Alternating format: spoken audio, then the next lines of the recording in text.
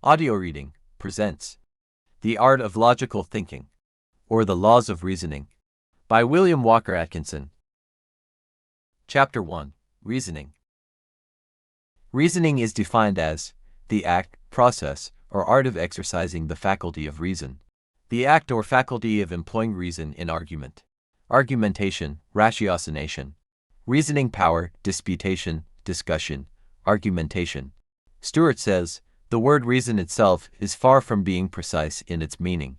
In common and popular discourse, it denotes that power by which we distinguish truth from falsehood, and right from wrong, and by which we are enabled to combine means for the attainment of particular ends.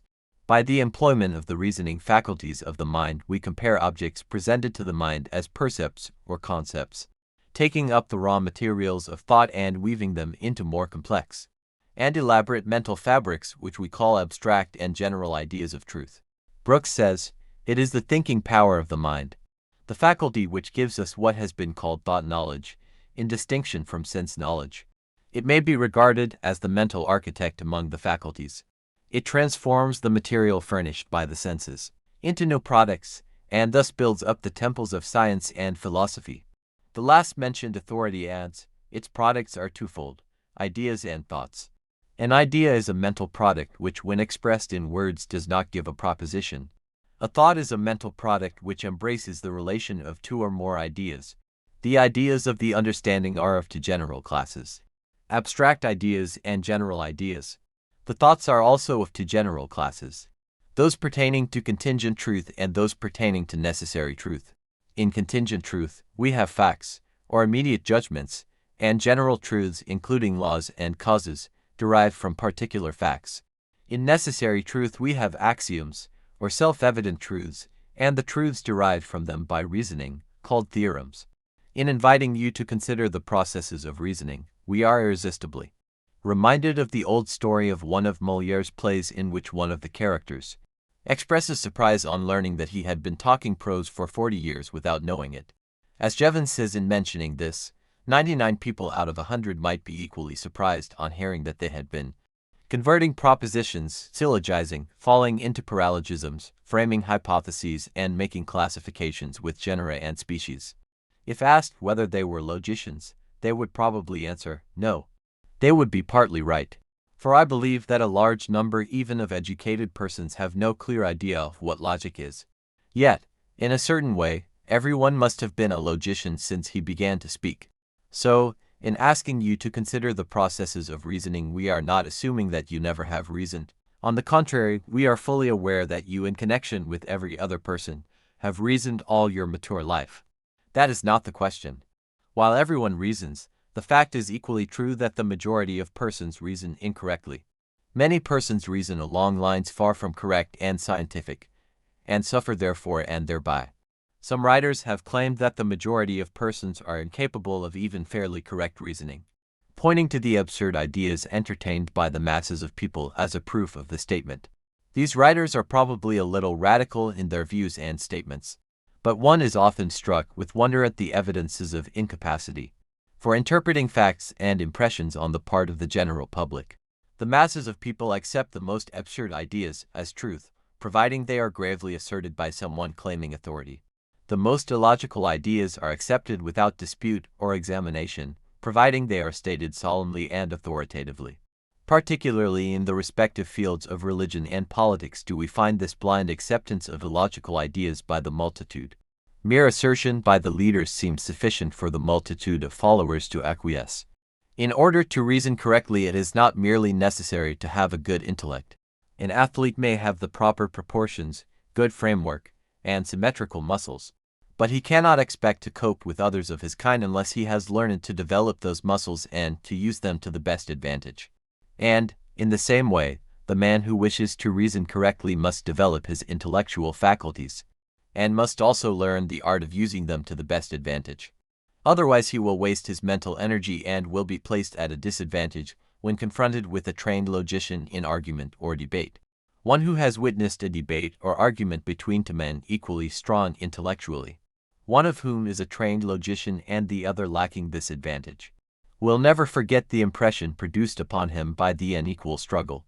The conflict is like that of a powerful wrestler, untrained in the little tricks and turns of the science, in the various principles of applying force in a certain way at a certain time, at a certain place, with a trained and experienced wrestler, or of a conflict between a muscular giant untrained in the art of boxing, when confronted with the trained and experienced exponent of the manly art. The result of any such conflict is assured in advance. Therefore, everyone should refuse to rest content without a knowledge of the art of reasoning correctly, for otherwise he places himself under a heavy handicap in the race for success, and allows others, perhaps less well-equipped mentally, to have a decided advantage over him. Jevons says in this connection, to be a good logician is, however, far more valuable than to be a good athlete, because logic teaches us to reason well, and reasoning gives us knowledge, and knowledge, as Lord Bacon said, is power. As athletes, men cannot for a moment compare with horses or tigers or monkeys. Yet, with the power of knowledge, men tame horses and shoot tigers and despise monkeys.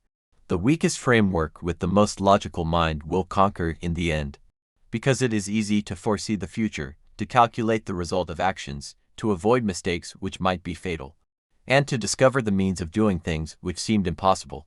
If such little creatures as ants had better brains than men, they would either destroy men or make them into slaves. It is true that we cannot use our eyes and ears without getting some kind of knowledge, and the brute animals can do the same. But what gives power is the deeper knowledge called science. People may see, and hear, and feel all their lives without really learning the nature of things they see. But reason is the mind's eye, and enables us to see why things are, and when and how events may be made to happen or not to happen. The logician endeavors to learn exactly what this reason is which makes the power of men. We all, as I have said, must reason well or ill, but logic is the science of reasoning, and enables us to distinguish between the good reasoning which leads to truth, and the bad reasoning which every day betrays people into error and misfortune. In this volume we hope to be able to point out the methods and principles of correctly using the reasoning faculties of the mind, in a plain, simple manner, devoid of useless technicalities and academic discussion. We shall adhere, in the main, to the principles established by the best of the authorities of the old school of psychology, blending the same with those advanced by the best authorities of the new psychology. No attempt to make of this book a school textbook shall be made, for our sole object and aim is to bring this important subject before the general public, composed of people who have neither the time nor inclination to indulge in technical discussion nor academic hair-splitting, but who desire to understand the underlying working principles of the laws of reasoning. Chapter 2. The Process of Reasoning. The processes of reasoning may be said to comprise, for general stages or steps, as follows. 1. Abstraction, by which is meant the process of drawing off and setting aside from an object, person or thing, a quality or attribute, and making of it a distinct object of thought. For instance, if I perceive in a lion the quality of strength, and am able to think of this quality abstractly and independently of the animal, if the term strength has an actual mental meaning to me, independent of the lion, then I have abstracted that quality. The thinking thereof is an act of abstraction, and the thought idea itself is an abstract idea. Some writers hold that these abstract ideas are realities, and not mere figments of fancy. As Brooks says, the rose dies, but my idea of its color and fragrance remains. Other authorities regard abstraction as but an act of attention concentrated upon but the particular quality to the exclusion of others, and that the abstract idea has no existence apart from the general idea of the object in which it is included. Sir William Hamilton says, we can rivet our attention on some particular mode of a thing, as its smell, its color, its figure, its size, etc., and abstract it from the others. This may be called modal abstraction. The abstraction we have now been considering is performed on individual objects, and is consequently particular.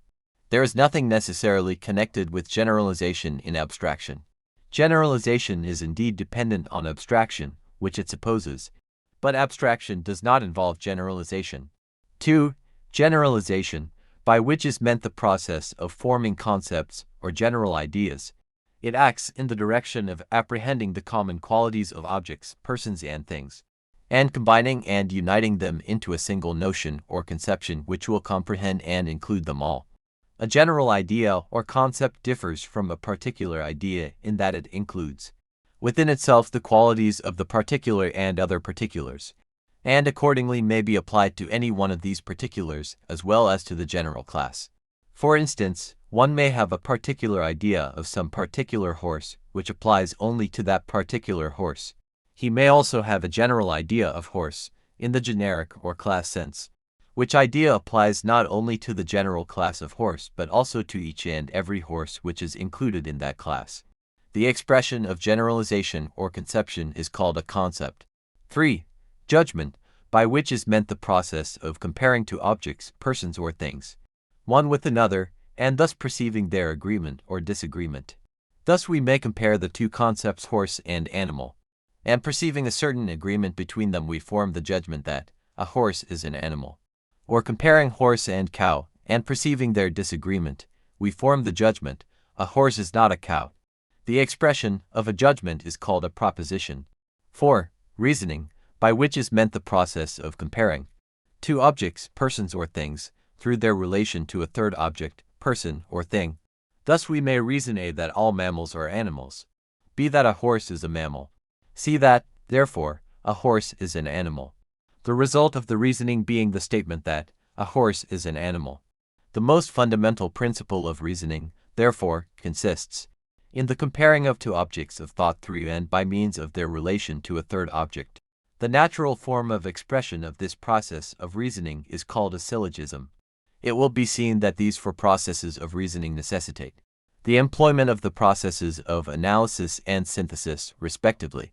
Analysis means a separating of an object of thought into its constituent parts, qualities or relations. Synthesis means the combining of the qualities, parts or relations of an object of thought into a composite whole. These two processes are found in all processes of reasoning. Abstraction is principally analytic, generalization or conception chiefly synthetic. Judgment is either or both analytic or synthetic. Reasoning is either a synthesis of particulars in induction, or an evolution of the particular from the general in deduction. There are two great classes of reasoning. Is 1. Inductive reasoning, or the inference of general truths from particular truths, and 2. Deductive reasoning, or the inference of particular truths from general truths. Inductive reasoning proceeds by discovering a general truth from particular truths. For instance, from the particular truths that individual men die we discover the general truth that all men must die. Or from observing that in all observed instances ice melts at a certain temperature, we may infer that all ice melts at a certain temperature. Inductive reasoning proceeds from the known to the unknown. It is essentially a synthetic process. It seeks to discover general laws from particular facts. Deductive reasoning proceeds by discovering particular truths from general truths. Thus we reason that as all men die, John Smith, being a man, must die. Or, that as all ice melts at a certain temperature, it follows that the particular piece of ice under consideration will melt at that certain temperature. Deductive reasoning is therefore seen to be essentially an analytical process. Mills says of inductive reasoning, the inductive method of the ancients consisted in ascribing the character of general truths to all propositions which are true in all the instances of which we have knowledge. Bacon exposed the insufficiency of this method, and physical investigation has now far outgrown the Baconian conception. Induction, then, is that operation by which we infer that what we know to be true in a particular case or cases will be true in all cases which resemble the former in certain assignable respects. In other words, induction is the process by which we conclude that what is true of certain individuals of a class is true of the whole class, or that what is true at certain times will be true in similar circumstances at all times. Regarding deductive reasoning, a writer says, deductive reasoning is that process of reasoning by which we arrive at the necessary consequences starting from admitted or established premises. Brooks says, the general truths from which we reason to particulars are derived from several distinct sources. Some are intuitive, as the axioms of mathematics or logic. Some of them are derived from induction. Some of them are merely hypothetical, as in the investigation of the physical sciences. Many of the hypotheses and theories of the physical sciences are used as general truth for deductive reasoning, as the theory of gravitation, the theory of light, etc. Reasoning from the theory of universal gravitation, Leverrier discovered the position of a new planet in the heavens before it had been discovered by human eyes. Halleck points out the interdependence of inductive and deductive reasoning in the following words. Man has to find out through his own experience, or that of others, the major premises from which he argues or draws his conclusions. By induction we examine what seems to us a sufficient number of individual cases. We then conclude that the rest of these cases, which we have not examined, will obey the same general laws. The premise, all cows chew the cud, was laid down after a certain number of cows had been examined. If we were to see a cow 20 years hence, we should expect that she chewed her cud. After induction has classified certain phenomena and thus given us a major premise, we proceed deductively to apply the inference to any new specimen that can be shown to belong to that class. The several steps of deductive reasoning shall now be considered in turn as we proceed. Chapter 3. The Concept. In considering the process of thinking, we must classify the several steps or stages of thought, that we may examine each in detail for the purpose of comprehending them combined as a whole.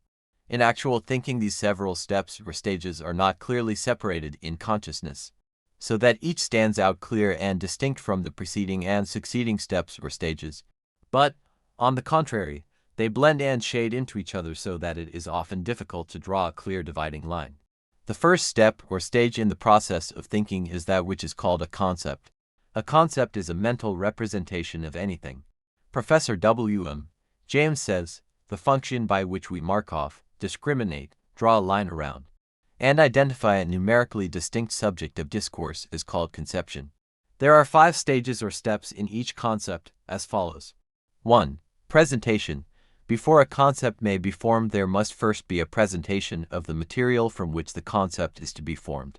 If we wish to form the concept, animal, we must first have perceived an animal, probably several kinds of animals, horses, dogs, cats, cows, pigs, lions, tigers, etc. We must also have received impressions from the sight of these animals which may be reproduced by the memory, represented to the mind. In order that we may have a full concept of animal, we should have perceived every kind of animal, for otherwise there would be some elements of the full concept lacking. Accordingly, it is practically impossible to have a full concept of anything. The greater the opportunities for perception, the greater will be the opportunity for conception. In other books of this series we have spoken of the value and importance of the attention and of clear and full perception. Without an active employment of the attention, it is impossible to receive a clear perception of anything. And unless the perception has been clear, it is impossible for the mind to form a clear concept of the thing perceived. As Sir W.M. Hamilton has said, an act of attention, that is an act of concentration, seems thus necessary to every exertion of consciousness, as a certain contraction of the pupil is requisite to every exertion of vision. Attention, then, is to consciousness what the contraction of the pupil is to sight, or to the eye of the mind what the microscope or telescope is to the bodily eye. It constitutes the half of all intellectual power, and Sir B. Brodie said, it is attention, much more than in the abstract power of reasoning, which constitutes the vast difference which exists between minds of different individuals. And as Dr. Beattie says, the force with which anything strikes the mind is generally in proportion to the degree of attention bestowed upon it. TWO. Comparison.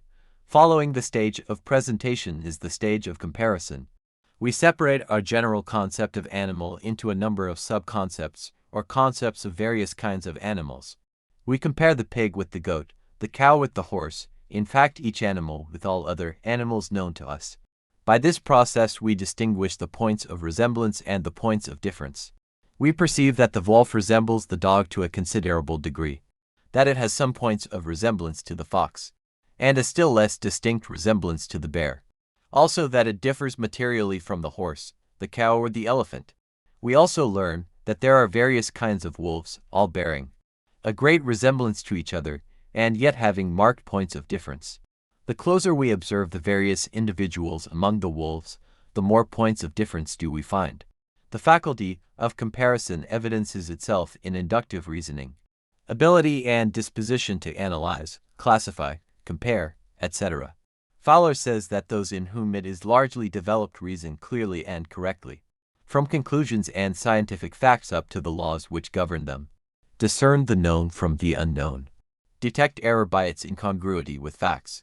Have an excellent talent for comparing, explaining, expounding, criticizing, exposing, etc. Professor William James says, any personal or practical interest in the results to be obtained by distinguishing makes one's wits amazingly sharp to detect differences, and long training and practice in distinguishing has the same effect as personal interest. Both of these agencies give to small amounts of objective difference the same effectiveness upon the mind that, under other circumstances, only large ones would make. 3. Abstraction. Following the stage of comparison is that of abstraction. The term abstraction, as used in psychology, means the act or process of separating from the numerous qualities inherent in any object the particular one which we wish to make the subject of observation and reflection, or the act of withdrawing the consciousness from a number of objects with a view to concentrate it on some particular one, the negative act of which attention is the positive. To abstract is to separate or set apart.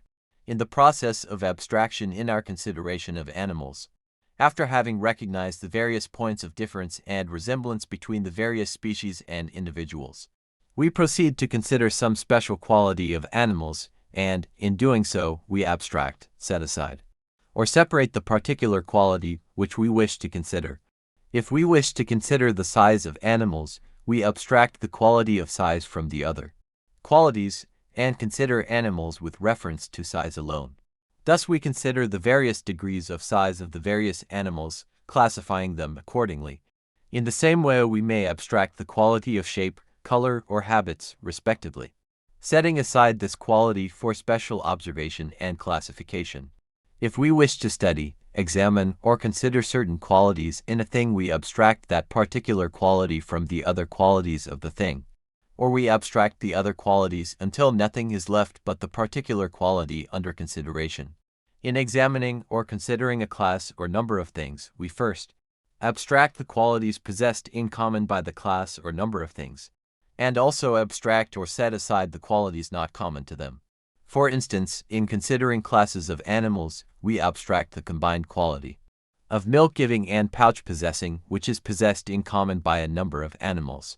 Then we group these several animals in a class which we name the marsupialia, of which the opossum and kangaroo are members. In these animals the young are brought forth in an imperfect condition, undeveloped in size and condition, and are then kept in the pouch and nourished until they are able to care for themselves. Likewise, we may abstract the idea of the placenta, the appendage which connects the young unborn animal with the mother, and by means of which the fetus is nourished.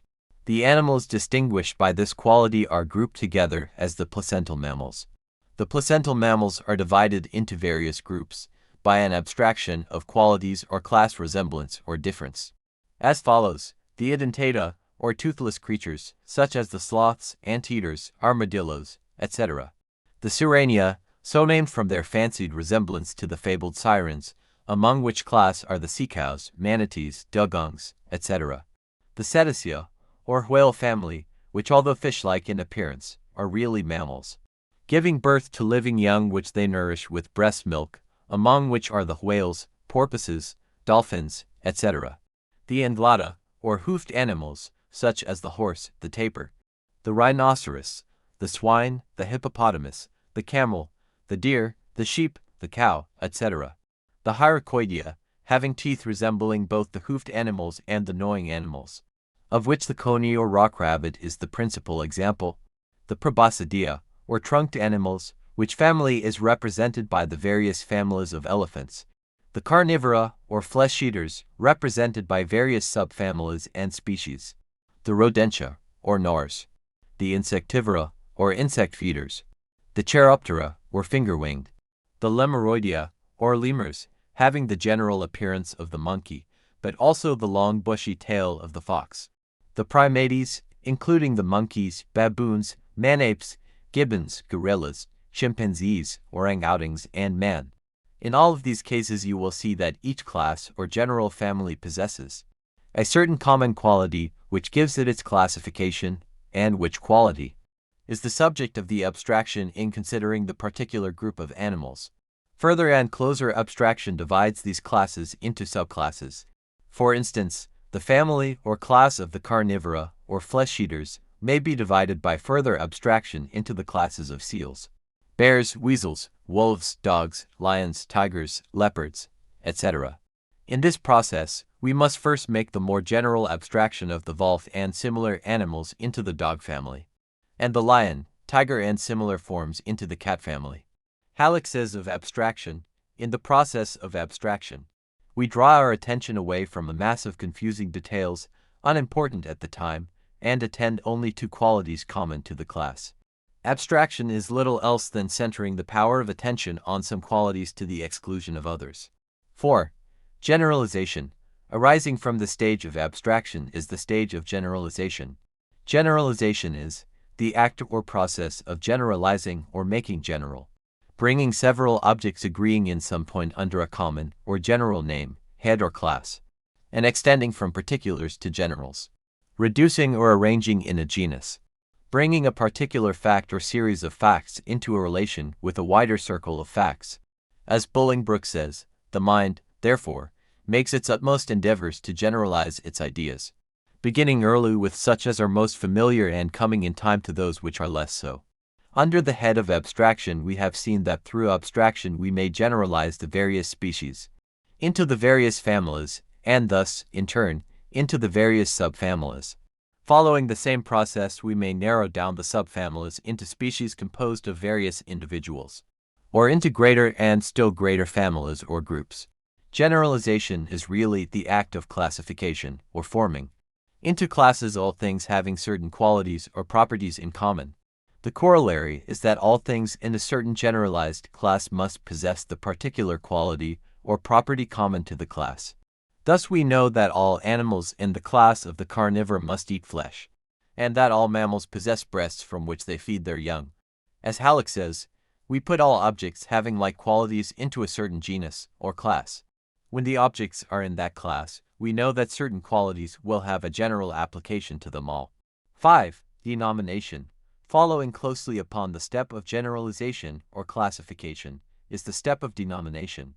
By denomination we mean the act of naming or designating by a name. A name is the symbol by which we think of a familiar thing without the necessity for making a distinct mental image upon each occasion of thought.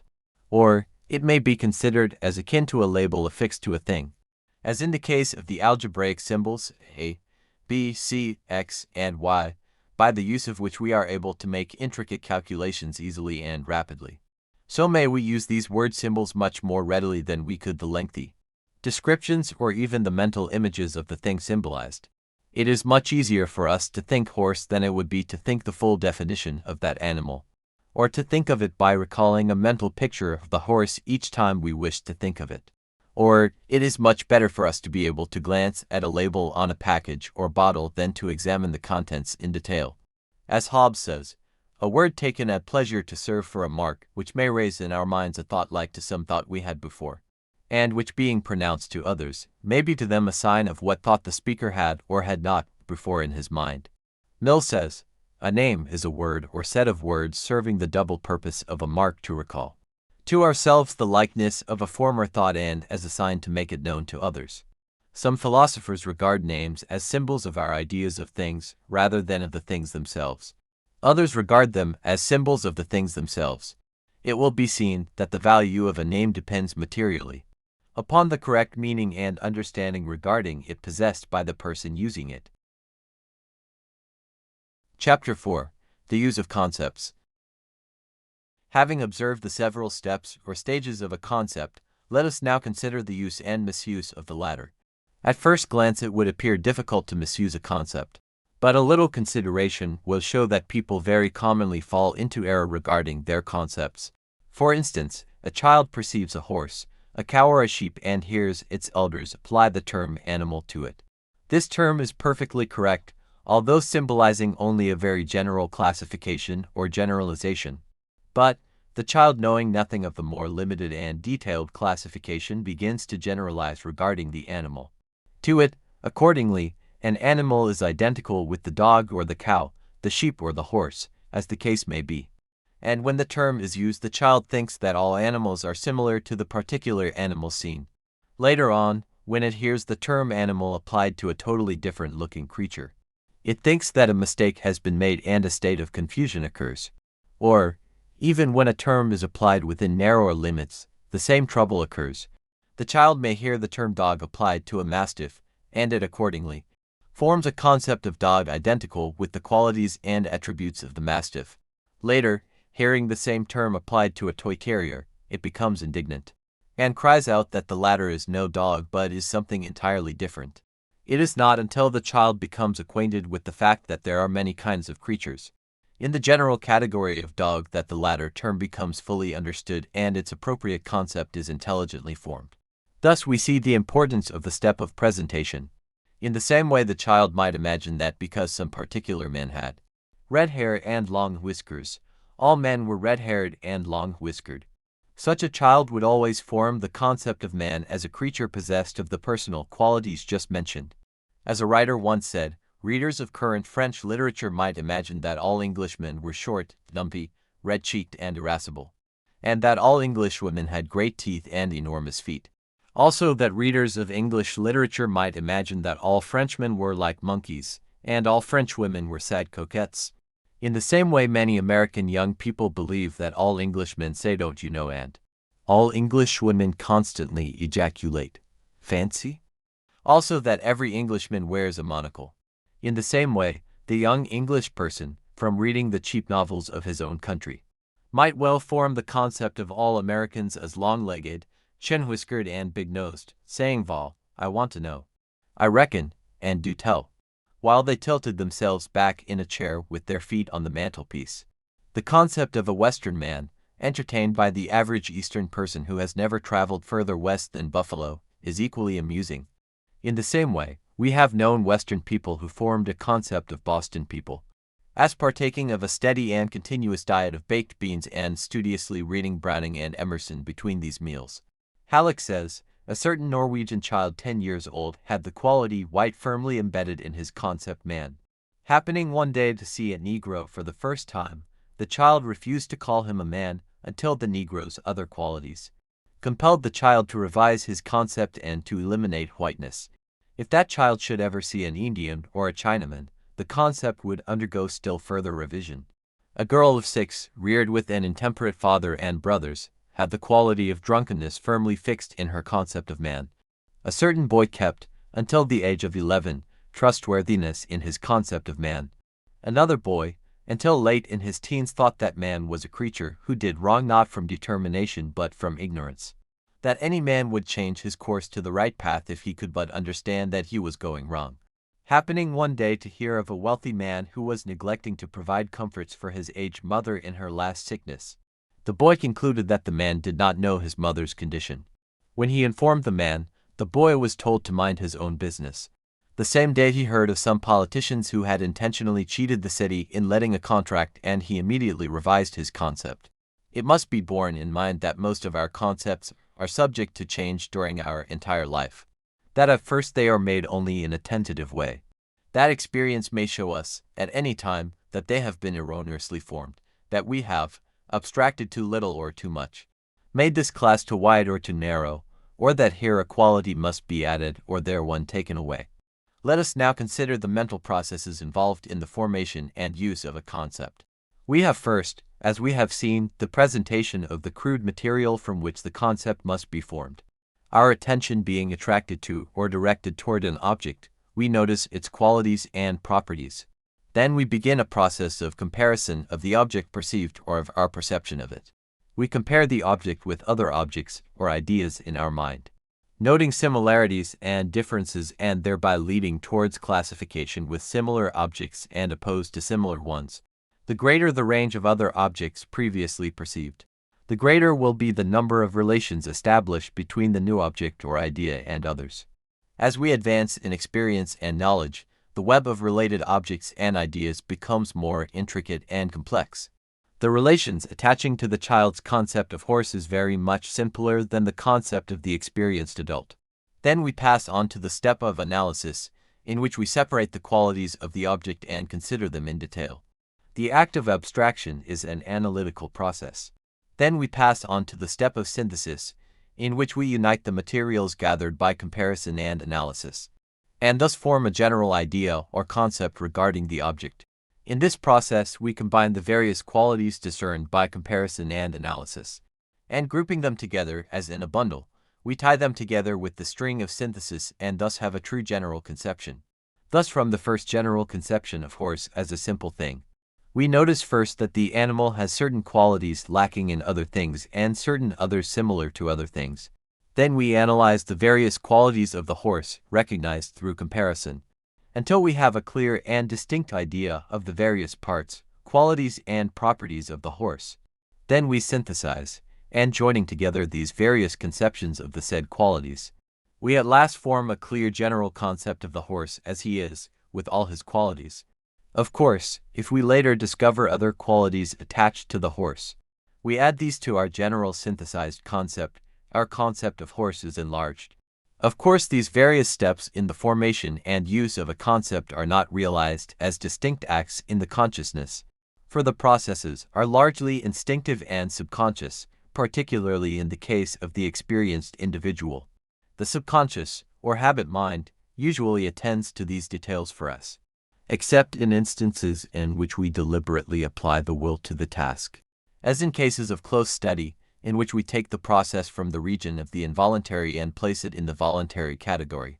So closely related and blended are these various steps of the process, that some authorities have disputed vigorously upon the question as to which of the two steps, comparison or analysis, precedes the other.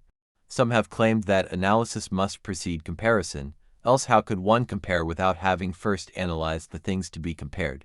Others hold that comparison must precede analysis, else how could one note a quality unless he had his attention drawn to it by its resemblance to or difference from qualities in other objects?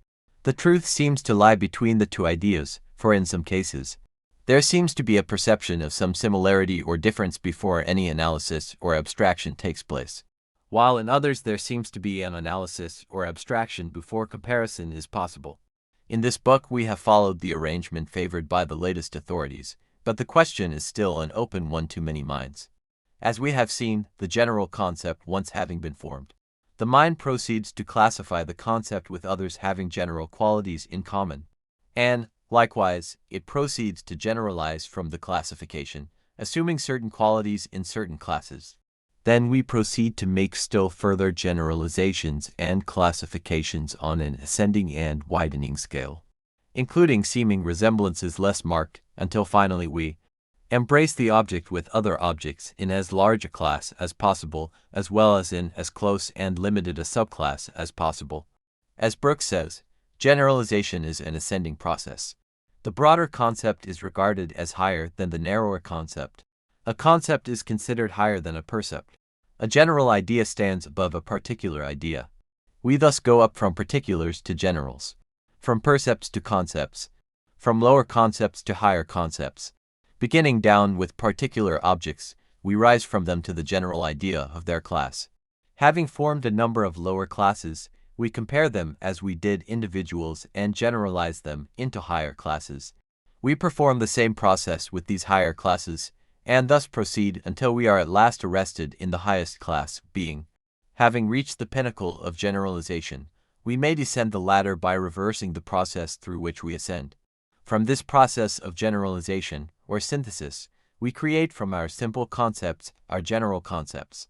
Some of the older authorities distinguished between these two classes by terming the former conceptions, and reserving the term concepts for the general concepts. Brooks says of this, the products of generalization are general ideas called concepts. We have already discussed the method of forming conceptions and now consider the nature of the concept itself. A concept is a general idea. It is a general notion which has in it all that is common to its own class. It is a general scheme which embraces all the individuals of the class while it resembles in all respects none of its class. Thus my conception of a quadruped has in it all four-footed animals, but it does not correspond in all respects to any particular animals. My conception of a triangle embraces all triangles, but does not agree in details with any particular triangle. The general conception cannot be made to fit exactly any particular object, but it teems with many particulars. These points may be illustrated with the concepts horse, bird, color, animal, etc. So we may begin to perceive the distinction and difference between a concept and a mental image. This distinction, and the fact that a concept cannot be imaged, is generally difficult for the beginner. It is important that one should have a clear and distinct understanding regarding this point, and so we shall consider it further in the following chapter. Chapter 5. Concepts and Images. As we have said, a concept cannot be imaged, cannot be used as the subject of a mental image. This statement is perplexing to the student who has been accustomed to the idea that every conception of the mind is capable of being reproduced in the form of a mental image. But the apparently paradoxical statement is seen as quite simple when a little consideration is given to it. For instance, you have a distinct general concept of animal. You know what you mean when you say or think, animal. You recognize an animal when you see one and you understand what is meant when another uses the word in conversation. But you cannot form a mental image of the concept, animal. Why? Because any mental image you might form would be either a picture of some particular animal or else a composite of the qualities of several animals. Your concept is too broad and general to allow of a composite picture of all animals. And, in truth, your concept is not a picture of anything that actually exists in one particular, but an abstract idea embracing the qualities of all animals. It is like the algebraic X, a symbol for something that exists, but not the thing itself. As Brooks says, a concept cannot be represented by a concrete image. This is evident from its being general rather than particular. If its color, size, or shape is fixed by an image, it is no longer general but particular. And Halleck says, it is impossible to image anything without giving that image individual marks. The best mental images are so definite that a picture could be painted from them. A being might come under the class man and have a snub nose, blonde hair, scanty eyebrows, and no scar on his face. The presence of one of these individual peculiarities in the concept man would destroy it. If we form an image of an apple, it must be either of a yellow, red, green, or russet apple, either as large as a pippin or as small as a crab apple. A boy was asked what he thought of when apple was mentioned. He replied that he thought of a big, dark red, apple with a bad spot on one side, near the top. That boy could image distinctly, but his power of forming concepts was still in its infancy. So we see that while a mental image must picture the particular and individual qualities, properties and appearances of some particular unit of a class, a concept can and must contain only the class qualities, that is, the qualities belonging to the entire class. The general concept is, as has been said, a general idea, a general notion which has in it all that is common to its own class. And it follows that a general idea of this kind cannot be pictured. A picture must be of some particular thing, while a concept is something above and higher than particular things. We may picture a man, but we cannot picture man the concept of the race. A concept is not a reproduction of the image of a thing, but on the contrary is an idea of a class of things. We trust that the student will consider this point until he arrives at a clear understanding of the distinction and the reason thereof. But, while a concept is incapable of being pictured mentally as an image, it is true that some particular representative of a class may be held in the mind or imagination as an idealized object, as a general representative of the class. When we speak or think of the general term or concept, providing that its real relation to the concept is recognized. These idealized objects, however, are not concepts, they are percepts reproduced by the memory. It is important, however, to all who wish to convey their thought plainly, that they be able to convert their concepts into idealized representative objects. Otherwise, they tend to become too idealistic and abstract for common comprehension. As Halleck well says, we should in all cases be ready to translate our concepts, when occasion requires, into the images of those individuals which the concept represents. A concept means nothing except in reference to certain individuals. Without them it could never have had existence, and they are entitled to representation. A man who cannot translate his concepts into definite images of the proper objects is fitted neither to teach, preach, nor practice any profession. There was, not long ago, a man very fond of talking about fruit in the abstract. but he failed to recognize an individual cranberry when it was placed before him. A humorist remarked that a certain metaphysician had such a love for abstractions and such an intense dislike for concrete things as to refuse to eat a concrete peach when placed before him. In the beginning, many students are perplexed regarding the difference between a percept and a concept. The distinction is simple when properly considered. A percept is the object of an act of perception, that which is perceived. A concept is a mental representation. Brooks makes the following distinction: a percept is the mental product of a real thing. A concept is a mere idea or notion of the common attributes of things. A percept represents some particular object. A concept is not particular, but general. A percept can be described by particulars. A concept can be described only by generals. The former can usually be represented by an image, the latter cannot be imagined, it can only be thought.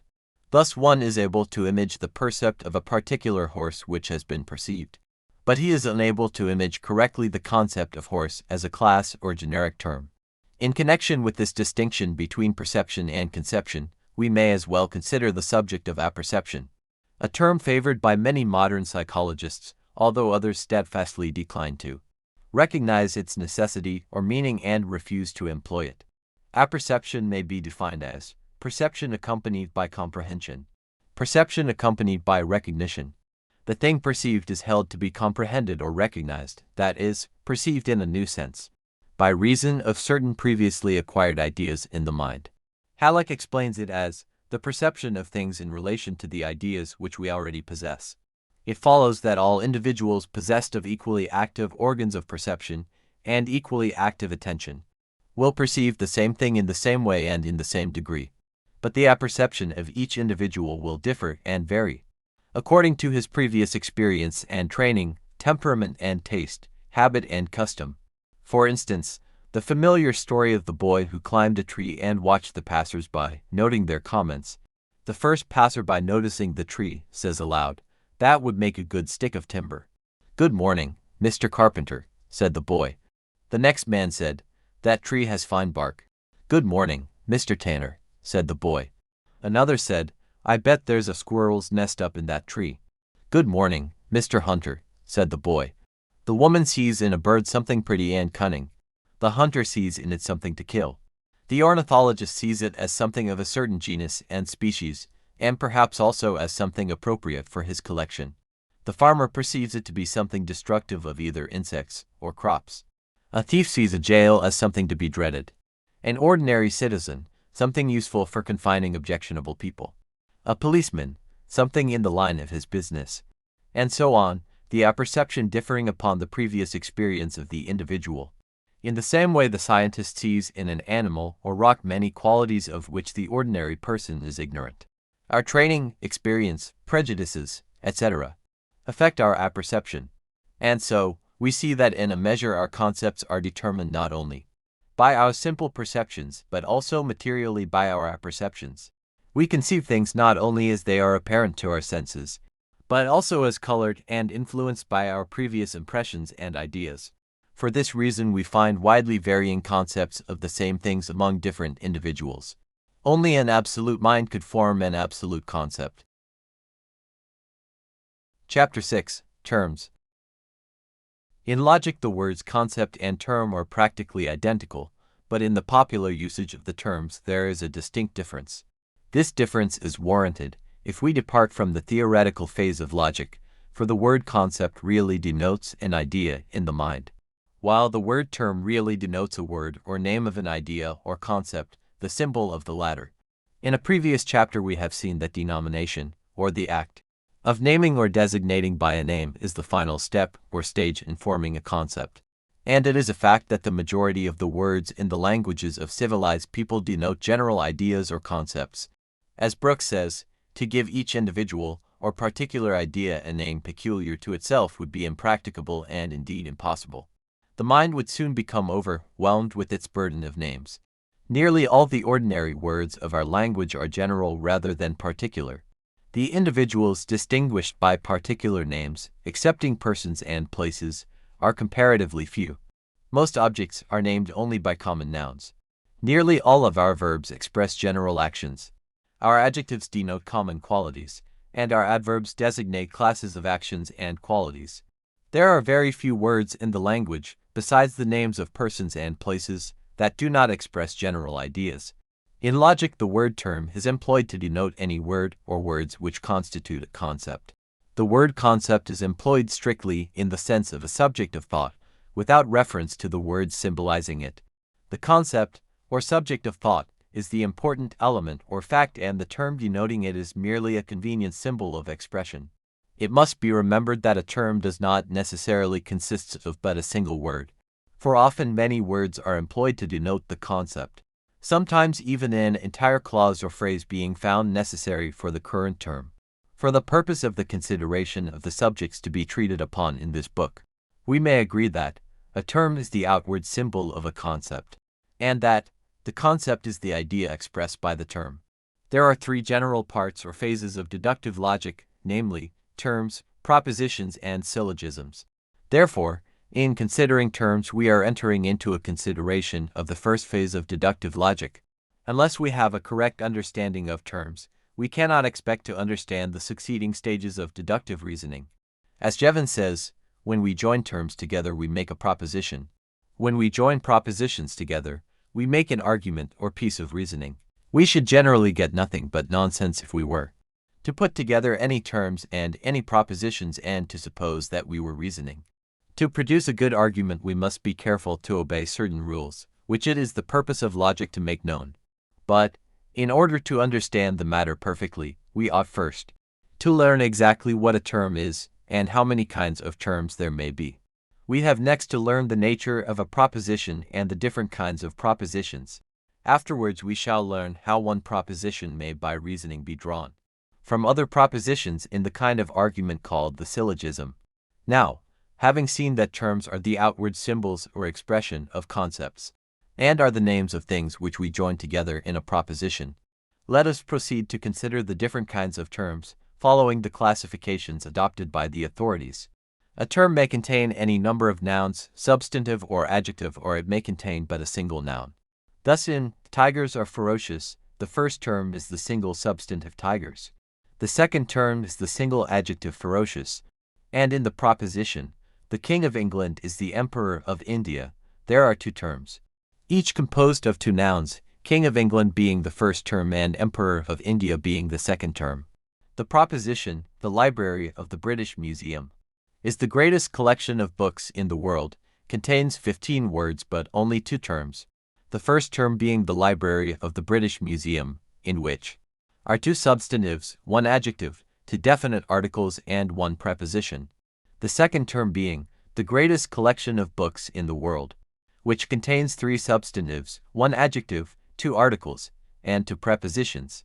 The above illustration is supplied by Jevons, who adds, a logical term, then, may consist of any number of nouns, substantive or adjective, with the articles, prepositions, and conjunctions required to join them together.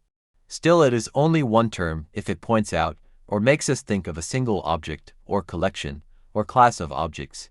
A substantive is the part of speech which expresses something that exists, either material or immaterial. The first classification of terms divides them into two general classes, viz.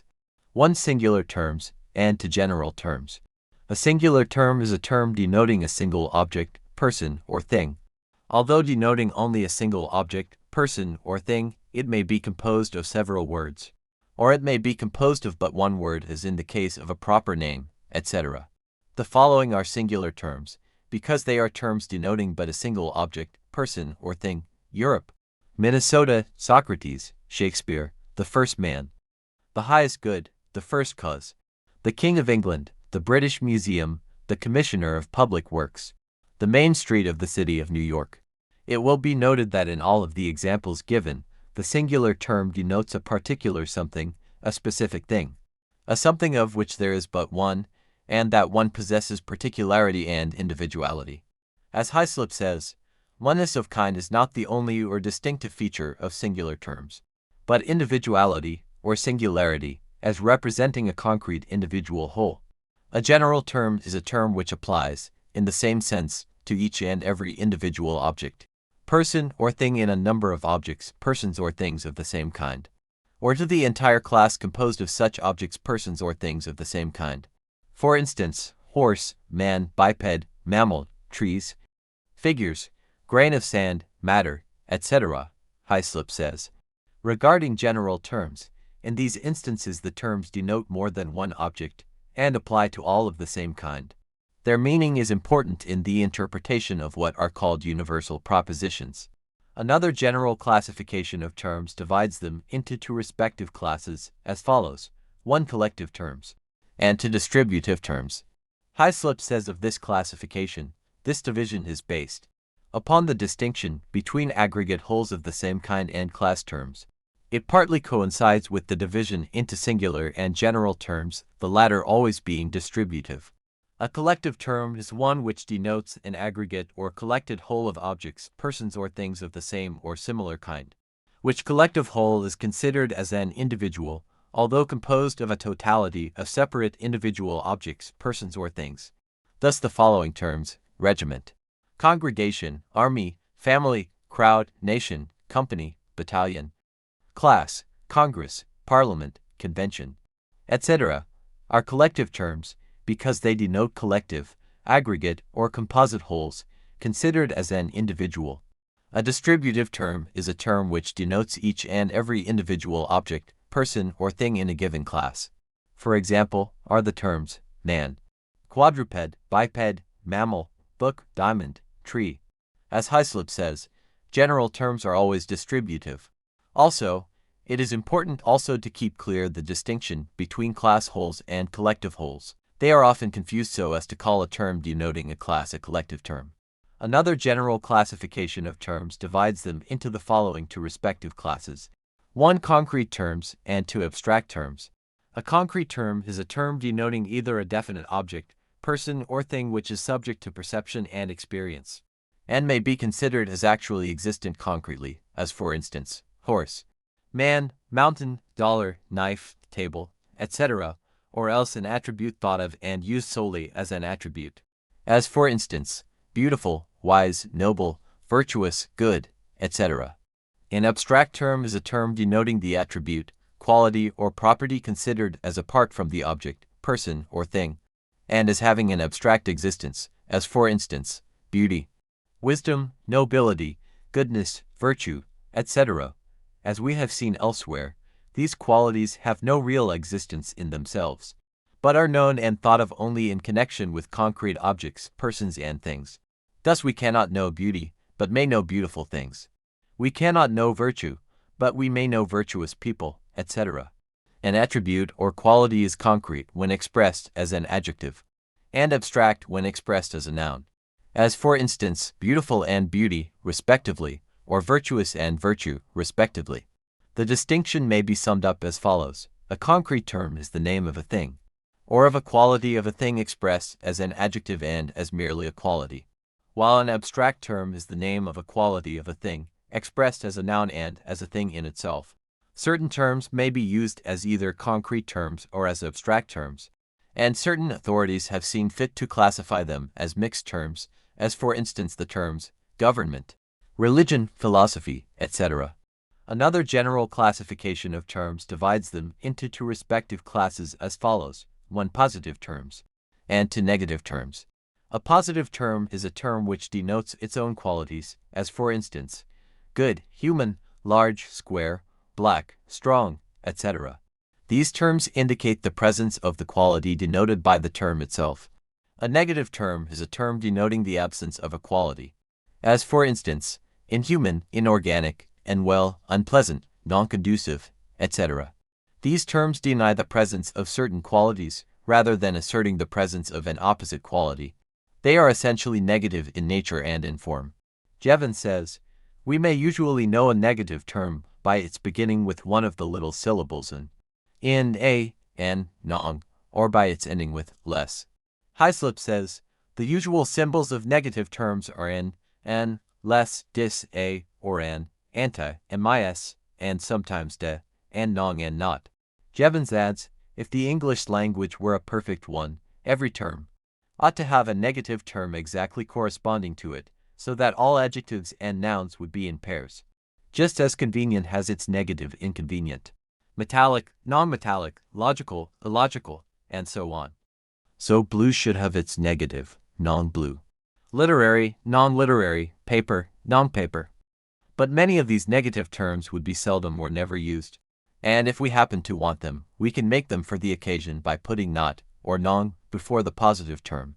Accordingly, we find in the dictionary only those negative terms which are much employed. The last named authority also says, sometimes the same word may seem to have two or even more distinct negatives. There is much difference between undressed and not dressed, that is not in evening dress. Both seem to be negatives of dressed, but this is because the word has two distinct meanings. Some authorities insist upon closer and further classification, as for instance, in the case of what they call a privative term, denoting the absence of qualities once possessed by the object, person, or thing, as deaf, dead, blind, dark, etc. Hyslop says that these terms are positive in form and negative in matter or meaning. Also in the case of what they call a negative term, denoting the presence of a positive quality, expressed in a negative manner, as disagreeable, inhuman, invaluable, etc. These last mentioned classes, however, are regarded by some as the result of carrying too far the tendency toward classification. And the two general classes, positive and negative, are thought sufficient for the purpose of the general student. The same objection applies to a classification occasionally made, i.e., that which is called an infinitated term, denoting a term the intent of which is to place in a distinct category every object, person, or thing other than that expressed in the corresponding positive term. The intent of the term is to place the positive idea in one class and all else into a separate one. Examples of this class of terms are found in not I, not animal, not tree, unmoral, etc. Hyslop says of these terms, they are not always, if ever, recognized as rhetorically elegant, but are valuable often to make clear the really negative or infinitatively negative nature of the idea in mind. Another general classification of terms divides them into two respective classes as follows: 1. Absolute terms, and 2. Relative terms. An absolute term is a term denoting the presence of qualities intrinsic to the object, and not depending upon any relation to any other object, as for instance, man, book, horse, gun, etc. These terms may be related to many other terms, but are not necessarily related to any other. A relative term is a term denoting certain necessary relations to other terms, as for instance, father, son, mother, daughter, teacher, pupil, master, servant, etc. Thus it is impossible to think of child except in relation to parent, or vice versa. The one term implies the existence of its related term. Hyslop says of the above classification, relative terms suggest the thought of other individuals with the relation involved as a part of the term's meaning, while absolute terms suggest only the qualities in the subject without a relation to others being necessarily involved. Some authorities also classify terms as higher and lower, also as broad and narrow. This classification is meant to indicate the content and extent of the term. For instance, when we classify, we begin with the individuals which we then group into a small class. These classes we then group into a larger class, according to their resemblances. These larger classes then go to form a part of still larger classes, and so on. As these classes advance, they form broader terms. And as we retreat from the general class into the less general and more particular, the term becomes narrower. By some, the broader term which includes the narrower is called the higher term, and the narrower are called the lower terms. Thus animal would be a higher and broader term than dog, cat, or tiger because it includes the latter. Brooks says, since a concept is formed by the union of the common attributes of individuals, it thus embraces both attributes and individuals. The attributes of a concept constitute what is called its content. The individuals it embraces constitute its extent. Accordingly, the feature of including objects in a concept or term is called its extension, while the feature of including attributes or qualities is called its intension. It follows as a natural consequence that the greater the extension of a term, the less its intention. The greater its intention, the less its extension. We will understand this more clearly when we consider that the more individuals contained in a term, the fewer common properties or qualities it can contain, and the more common properties, the fewer individuals. As Brooks says, the concept man has more extension than poet, orator, or statesman, since it embraces more individuals, and less intention, since we must lay aside the distinctive attributes of poet, orator, and statesman in order to unite them in a common class man. In the same way, the general term animal is quite extended, for it includes a large number of individual varieties of very different and varied characteristics and qualities, as for instance, the lion, camel, dog, oyster, elephant, snail, worm, snake, etc. Accordingly, its intention must be small, for it can include only the qualities common to all animals, which are very few indeed. The definition of the term shows how small is its intention, as animal, an organic being, rising above a vegetable in various respects, especially in possessing sensibility, will, and the power of voluntary motion. Another narrows the intention still further when he defines animal as a creature which possesses, or has possessed, life. Halleck says, animal is very narrow in intention, very broad in extension. There are few qualities common to all animals, but there is a vast number of animals. To give the full meaning of the term in extension, we should have to name every animal, from the microscopic infusoria to the tiger, from the angleworm to the whale. When we decrease the extension to one species of animal, horse, the individuals are fewer, the qualities more numerous. The importance of forming clear and distinct concepts and of grouping, classifying, and generalizing these into larger and broader concepts and terms is recognized by all authorities and is generally regarded as forming the real basis of all constructive thought. As Brooks says, generalization lies at the basis of language. Only as man can form general conceptions is it possible for him to form a language. Nearly all the ordinary words in our language are general rather than particular. This power of generalization lies also at the basis of science. Had we no power of forming general ideas, each particular object would be a study by itself, and we should thus never pass beyond the very alphabet of knowledge. Judgments, except in the simplest form, would be impossible, and it is difficult to see how even the simplest form of the syllogism could be constructed.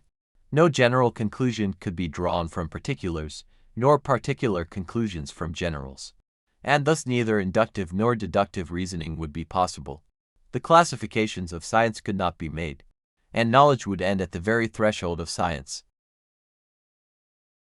Chapter 7. The Meaning of Terms. Every term has its meaning, or content, as some authorities prefer to call it. The word or words of which the term is composed are merely vocal sounds, serving as a symbol for the real meaning of the term, which meaning exists only in the mind of the person understanding it. To one not understanding the meaning of the term, the latter is but as a meaningless sound. But to one understanding it, the sound awakens mental associations and representation, and thus serves its purpose as a symbol of thought. Each concrete general term has two meanings: one, the actual concrete thing, person, or object to which the term is applied, and to the qualities, attributes, or properties of those objects, persons, or things in consequence of which the term is applied. For instance, in the case of the concrete term book, the first meaning consists of the general idea of the thing which we think of as a book, and the second meaning consists of the various qualities which go to make that thing a book, as the printed pages, the binding, the form, the cover, etc. Not only is that particular thing a book, but every other thing having the same or similar properties also must be a book. And so, whenever I call a thing a book, it must possess the said qualities. And, whenever I combine the ideas of these qualities in thought, I must think of a book. As Jevons says, in reality, every ordinary general term has a double meaning. It means the things to which it is applied. It also means, in a totally different way, the qualities and peculiarities implied as being in the things. Logicians say that the number of things to which a term applies is the extension of the term, while the number of qualities or peculiarities implied is the intention. The extension and intention of terms has been referred to in the previous chapter. The general classification of the degrees of extension of a general term is expressed by the two terms, genus and species, respectively. The classification of the character of the intention of a term is expressed by the term, difference, property, and accident, respectively. Genus is a term indicating a class of objects containing several species. A class more extensive than a species. A universal which is predicable of several things of different species. Species is a term denoting a smaller class of objects than a genus, and of two or more of which a genus is composed. A predicable that expresses the whole essence of its subject in so far as any common term can express it. An authority says, the names species and genus are merely relative.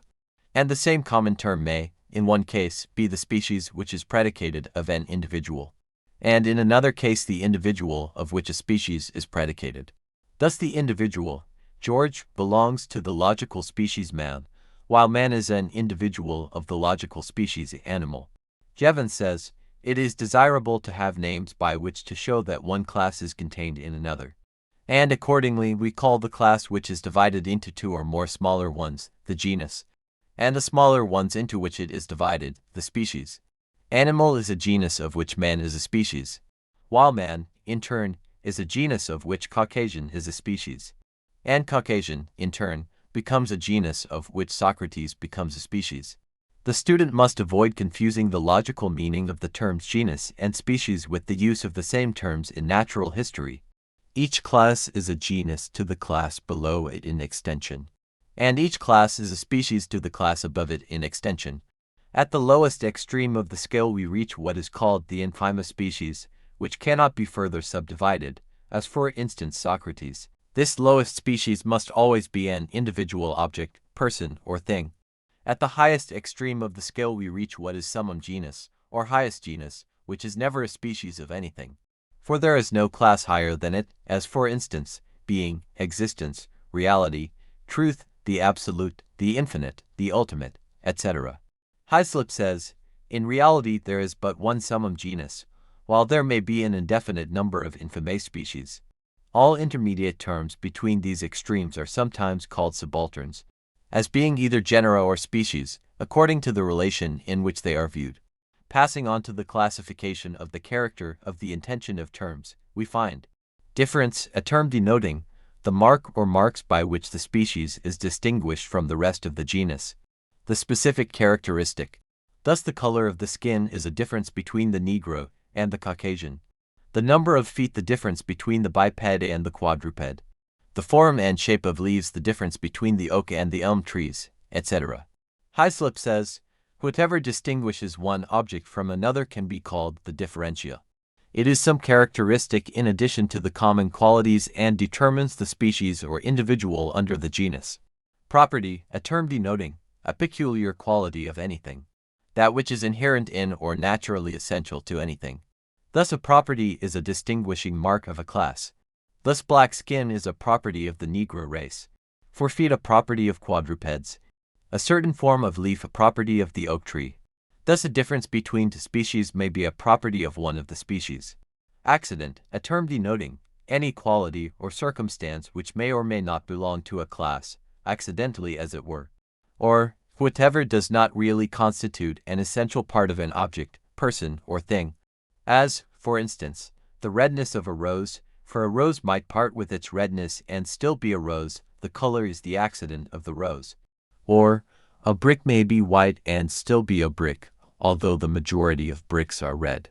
The redness or whiteness of the brick are its accidents and not its essential properties. Whately says, accidents in logic are of two kinds, separable and inseparable. If walking be the accident of a particular man, it is a separable one, for he would not cease to be that man though he stood still. While, on the contrary, if Spaniard is the accident connected with him, it is an inseparable one, since he never can cease to be, ethnologically considered, what he was born.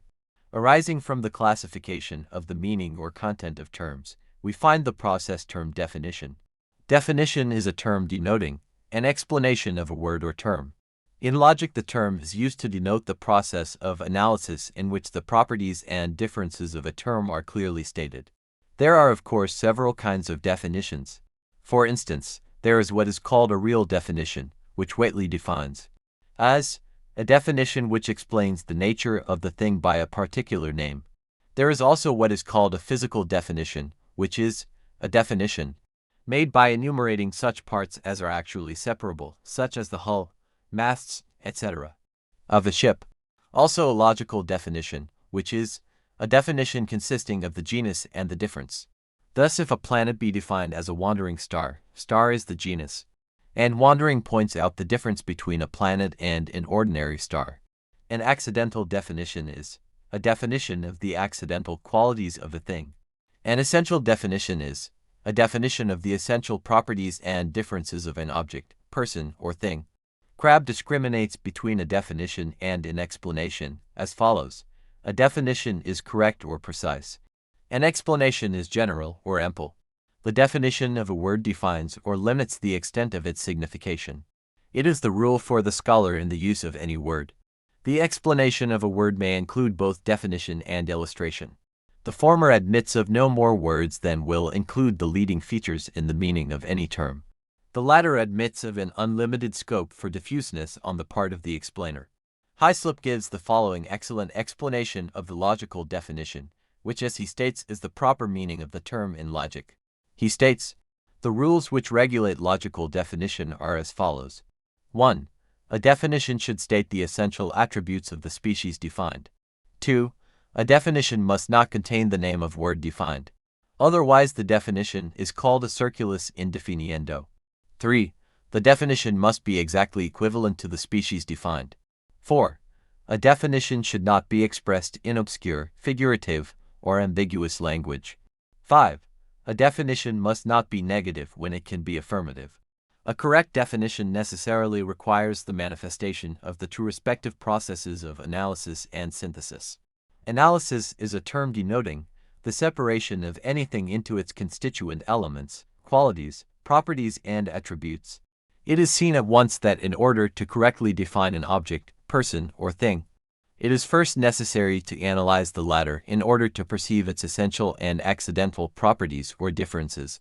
Unless the qualities, properties, and attributes are clearly and fully perceived, we cannot properly define the object itself. Synthesis is a term denoting the act of joining or putting two or more things together. In logic, the method by composition, in opposition to the method of resolution or analysis. In stating a definition, we must necessarily join together the various essential qualities, properties, and attributes, which we have discovered by the process of analysis, and the synthesized combination, considered as a whole, is the definition of the object expressed by the term. Chapter 8. Judgments. The first step in the process of reasoning is that of conception, or the forming of concepts. The second step is that of judgment, or the process of perceiving the agreement or disagreement of two conceptions. Judgment in logic is defined as the comparing together in the mind of two notions, concepts, or ideas, which are the objects of apprehension, whether complex or incomplex, and pronouncing that they agree or disagree with each other, or that one of them belongs or does not belong to the other. Judgment is therefore affirmative or negative. When we have in our mind two concepts, we are likely to compare them one with the other, and to thus arrive at a conclusion regarding their agreement or disagreement. This process of comparison and decision is what, in logic, is called judgment. In every act of judgment there must be at least two concepts to be examined and compared. This comparison must lead to a judgment regarding their agreement or disagreement. For instance, we have the two concepts, horse and animal. We examine and compare the two concepts, and find that there is an agreement between them. We find that the concept horse is included in the higher concept of animal, and therefore, we assert that the horse is an animal. This is a statement of agreement and is, therefore, a positive judgment. We then compare the concepts horse and cow and find a disagreement between them, which we express in the statement of the judgment that the horse is not a cow. This judgment, stating a disagreement, is what is called a negative judgment. In the above illustration of the comparison between the concepts horse and animal, we find that the second concept animal is broader than the first, horse, so broad in fact that it includes the latter. The terms are not equal, for we cannot say, in truth, that an animal is the horse. We may, however, include a part of the broader conception with the narrower and say, some animals are horses. Sometimes both concepts are of equal rank, as when we state that man is a rational animal. In the process of judgment there is always the necessity of the choice between the positive and the negative. When we compare the concepts horse and animal, we must of necessity decide. either that the horse is an animal, or else that it is not an animal. The importance of the process of judgment is ably stated by Halleck as follows: were isolated concepts possible, they would be of very little use. Isolated facts are of no more service than unspun wool. We might have a concept of a certain class of three-leaved ivy, as we might also of poisons. Unless judgment linked these two concepts and decided that this species of ivy is poisonous, we might take hold of it and be poisoned. We might have a concept of bread and also one of meat, fruit and vegetables. If we also had a concept of food, unrelated to these, we should starve to death, for we should not think of them as foods. A vessel, supposing itself to be far out at sea, signaled another vessel that the crew were dying of thirst.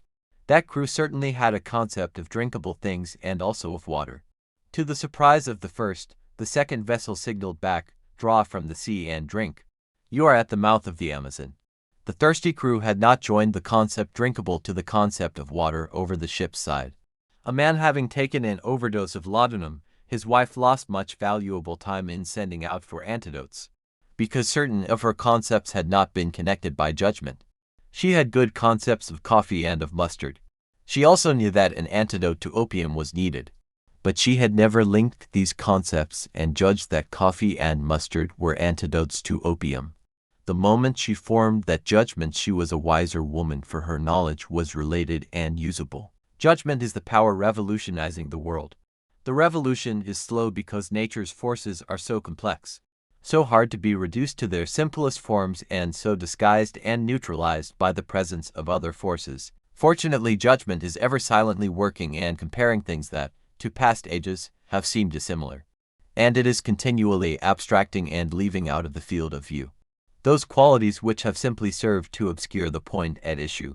Judgment may be both analytic or synthetic in its processes, and it may be neither, when we compare a narrow concept with a broader one. As a part with a whole, the process is synthetic or an act of combination. When we compare a part of a concept with another concept, the process is analytic. When we compare concepts equal in rank or extent, the process is neither synthetic nor analytic. Thus, in the statement that a horse is an animal, the judgment is synthetic. In the statement that some animals are horses, the judgment is analytic. In the statement that a man is a rational animal, the judgment is neither analytic nor synthetic. Brooks says, in one sense all judgments are synthetic. A judgment consists of the union of two ideas, and this uniting is a process of synthesis. This, however, is a superficial view of the process. Such a synthesis is a mere mechanical synthesis. Below this is a thought process which is sometimes analytic, sometimes synthetic, and sometimes neither analytic nor synthetic. The same authority states, the act of mind described is what is known as logical judgment. Strictly speaking, however, every intelligent act of the mind is accompanied with a judgment. To know is to discriminate and, therefore, to judge. Every sensation or cognition involves a knowledge and so a judgment that it exists. The mind cannot think at all without judging. To think is to judge. Even in forming the notions which judgment compares, the mind judges. Every notion or concept implies a previous act of judgment to form it. In forming a concept, we compare the common attributes before we unite them, and comparison is judgment. It is thus true that every concept is a contracted judgment, every judgment an expanded concept. This kind of judgment, by which we affirm the existence of states of consciousness, discriminate qualities, distinguish percepts, and form concepts, is called primitive or psychological judgment. In logical judgment there are two aspects, i.e., judgment by extension and judgment by intention.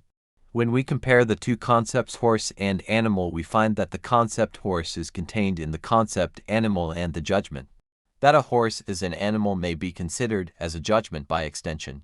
In the same comparison, we see that the concept horse contains the quality of animality, and in attributing this quality to the horse, we may also say the horse is an animal, which judgment may be considered as a judgment by intention. Brooks says, both views of judgment are correct. The mind may reach its judgment either by extension or by intention. The method by extension is usually the more natural. When a judgment is expressed in words, it is called a proposition. There is some confusion regarding the two terms, some holding that a judgment and a proposition are identical, and that the term proposition may be properly used to indicate the judgment itself. But the authorities who seek for clearness of expression and thought now generally hold that a proposition is a judgment expressed in words. In the next chapter, in which we consider propositions, we shall enter into a more extended consideration of the subject of judgments as expressed in propositions, which consideration we omit at this point in order to avoid repetition. Just as the respective subjects of concepts and terms necessarily blend into each other, so do the respective subjects of judgments and propositions. In each case, too, there is the element of the mental process on the one hand and the verbal expression of it on the other hand. It will be well to keep this fact in mind. Chapter 9. Propositions. We have seen that the first step of deductive reasoning is that which we call concepts. The second step is that which we call propositions. In logic, a proposition is a sentence or part of a sentence, affirming or denying a connection between the terms, limited to express assertions rather than extended to questions and commands. Hyslop defines a proposition as any affirmation or denial of an agreement between two conceptions. Examples of propositions are found in the following sentences: the rose is a flower, a horse is an animal, Chicago is a city, all of which are affirmations of agreement between the two terms involved. Also in a horse is not a zebra, pinks are not roses, the whale is not a fish, etc., which are denials of agreement between the terms.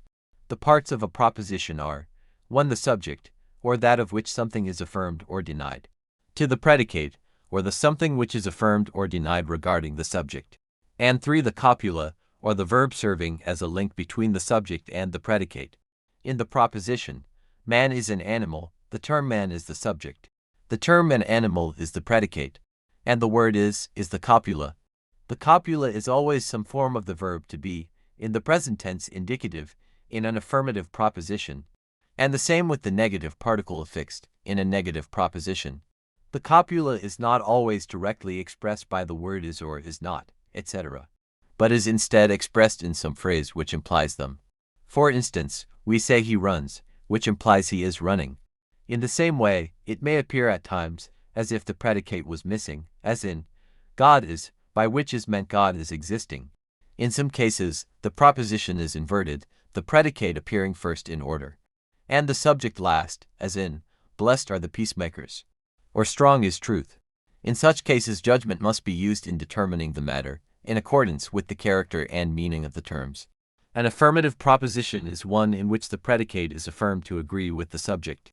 A negative proposition is one in which the agreement of the predicate and subject is denied. Examples of both of these classes have been given in this chapter. Another classification of propositions divides them in 3 classes, as follows: 1. Categorical, 2. Hypothetical, 3. Disjunctive.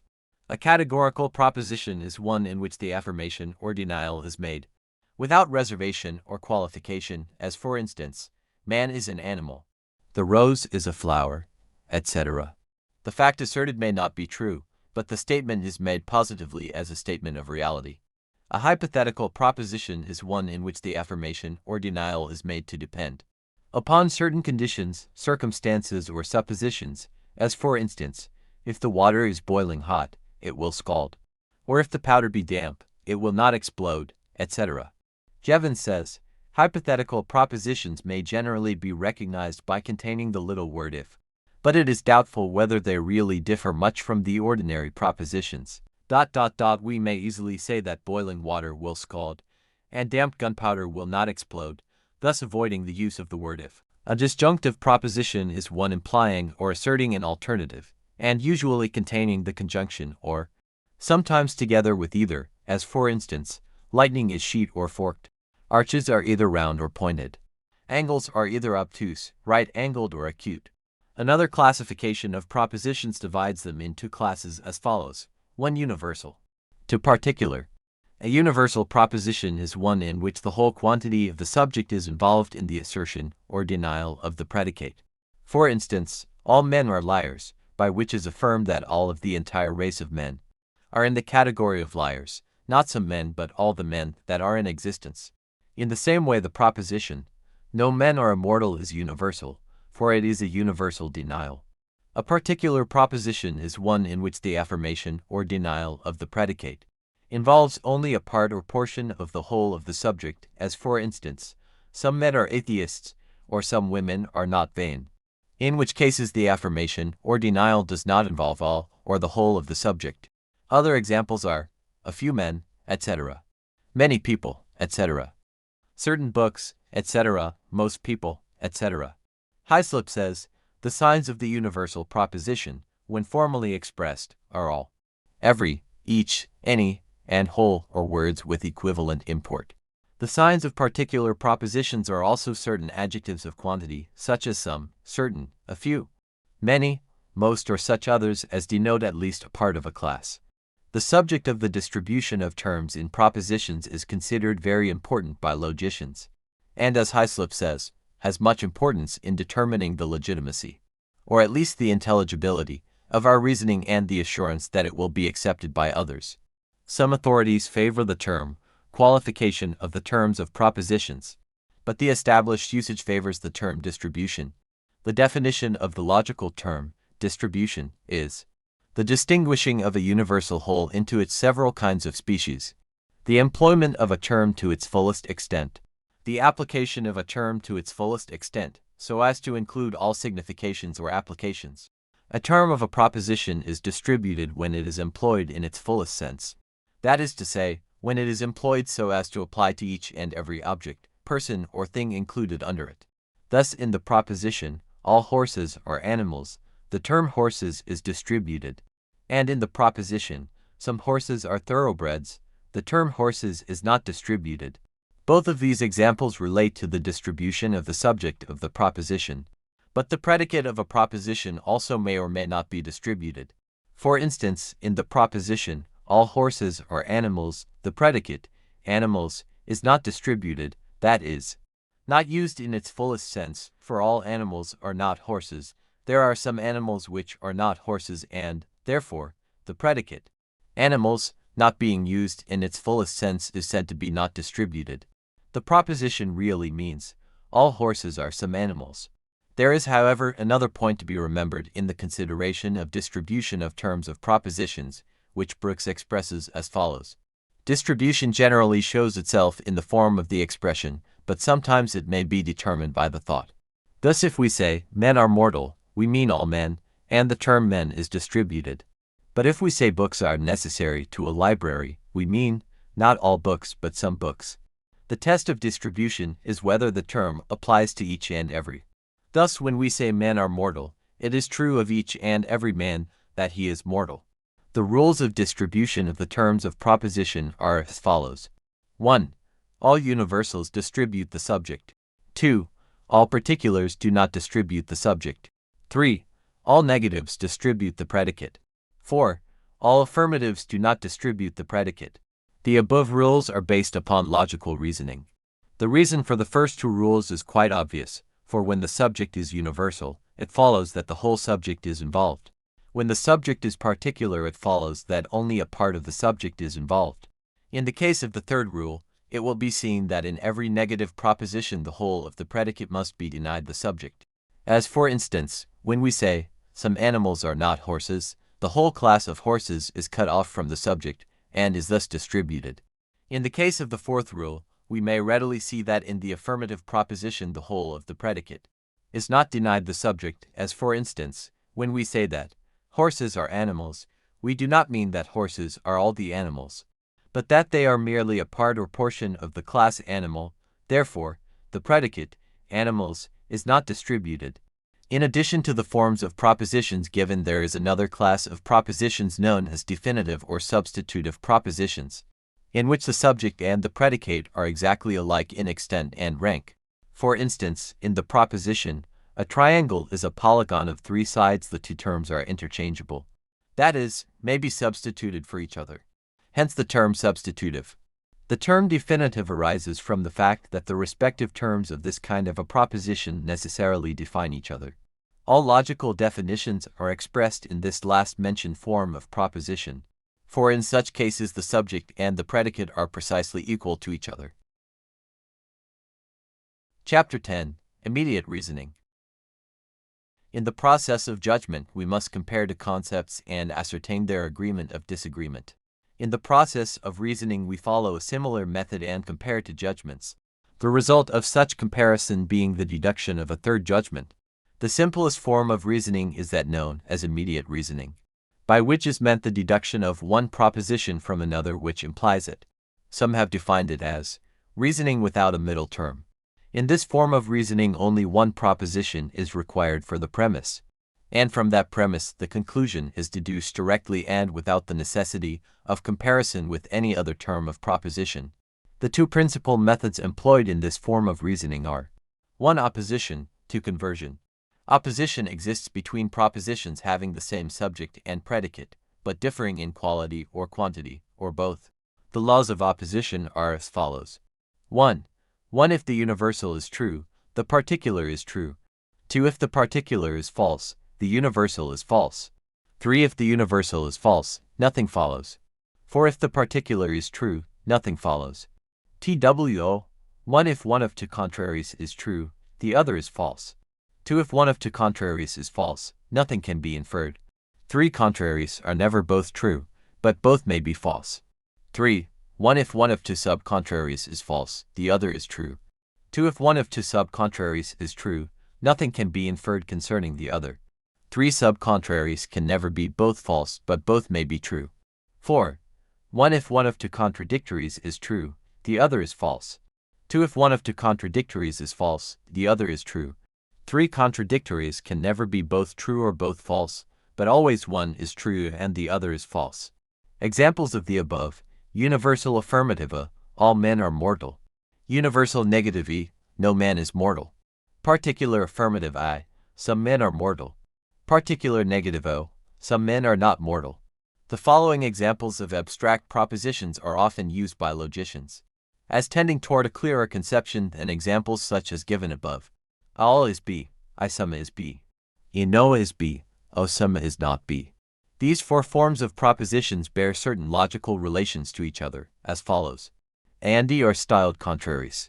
I and O are subcontraries. A and I and also E and O are called subalterns. A and O and also I and E are styled contradictories. A close study of these relations, and the symbols expressing them, is necessary for a clear comprehension of the laws of opposition stated a little further back, as well as the principles of conversion, which we shall mention a little further on. Conversion is the process of immediate reasoning by which we infer from a given proposition another proposition, having the predicate of the original for its subject and the subject of the original for its predicate. Or stated in a few words, conversion is the transposition of the subject and predicate of a proposition.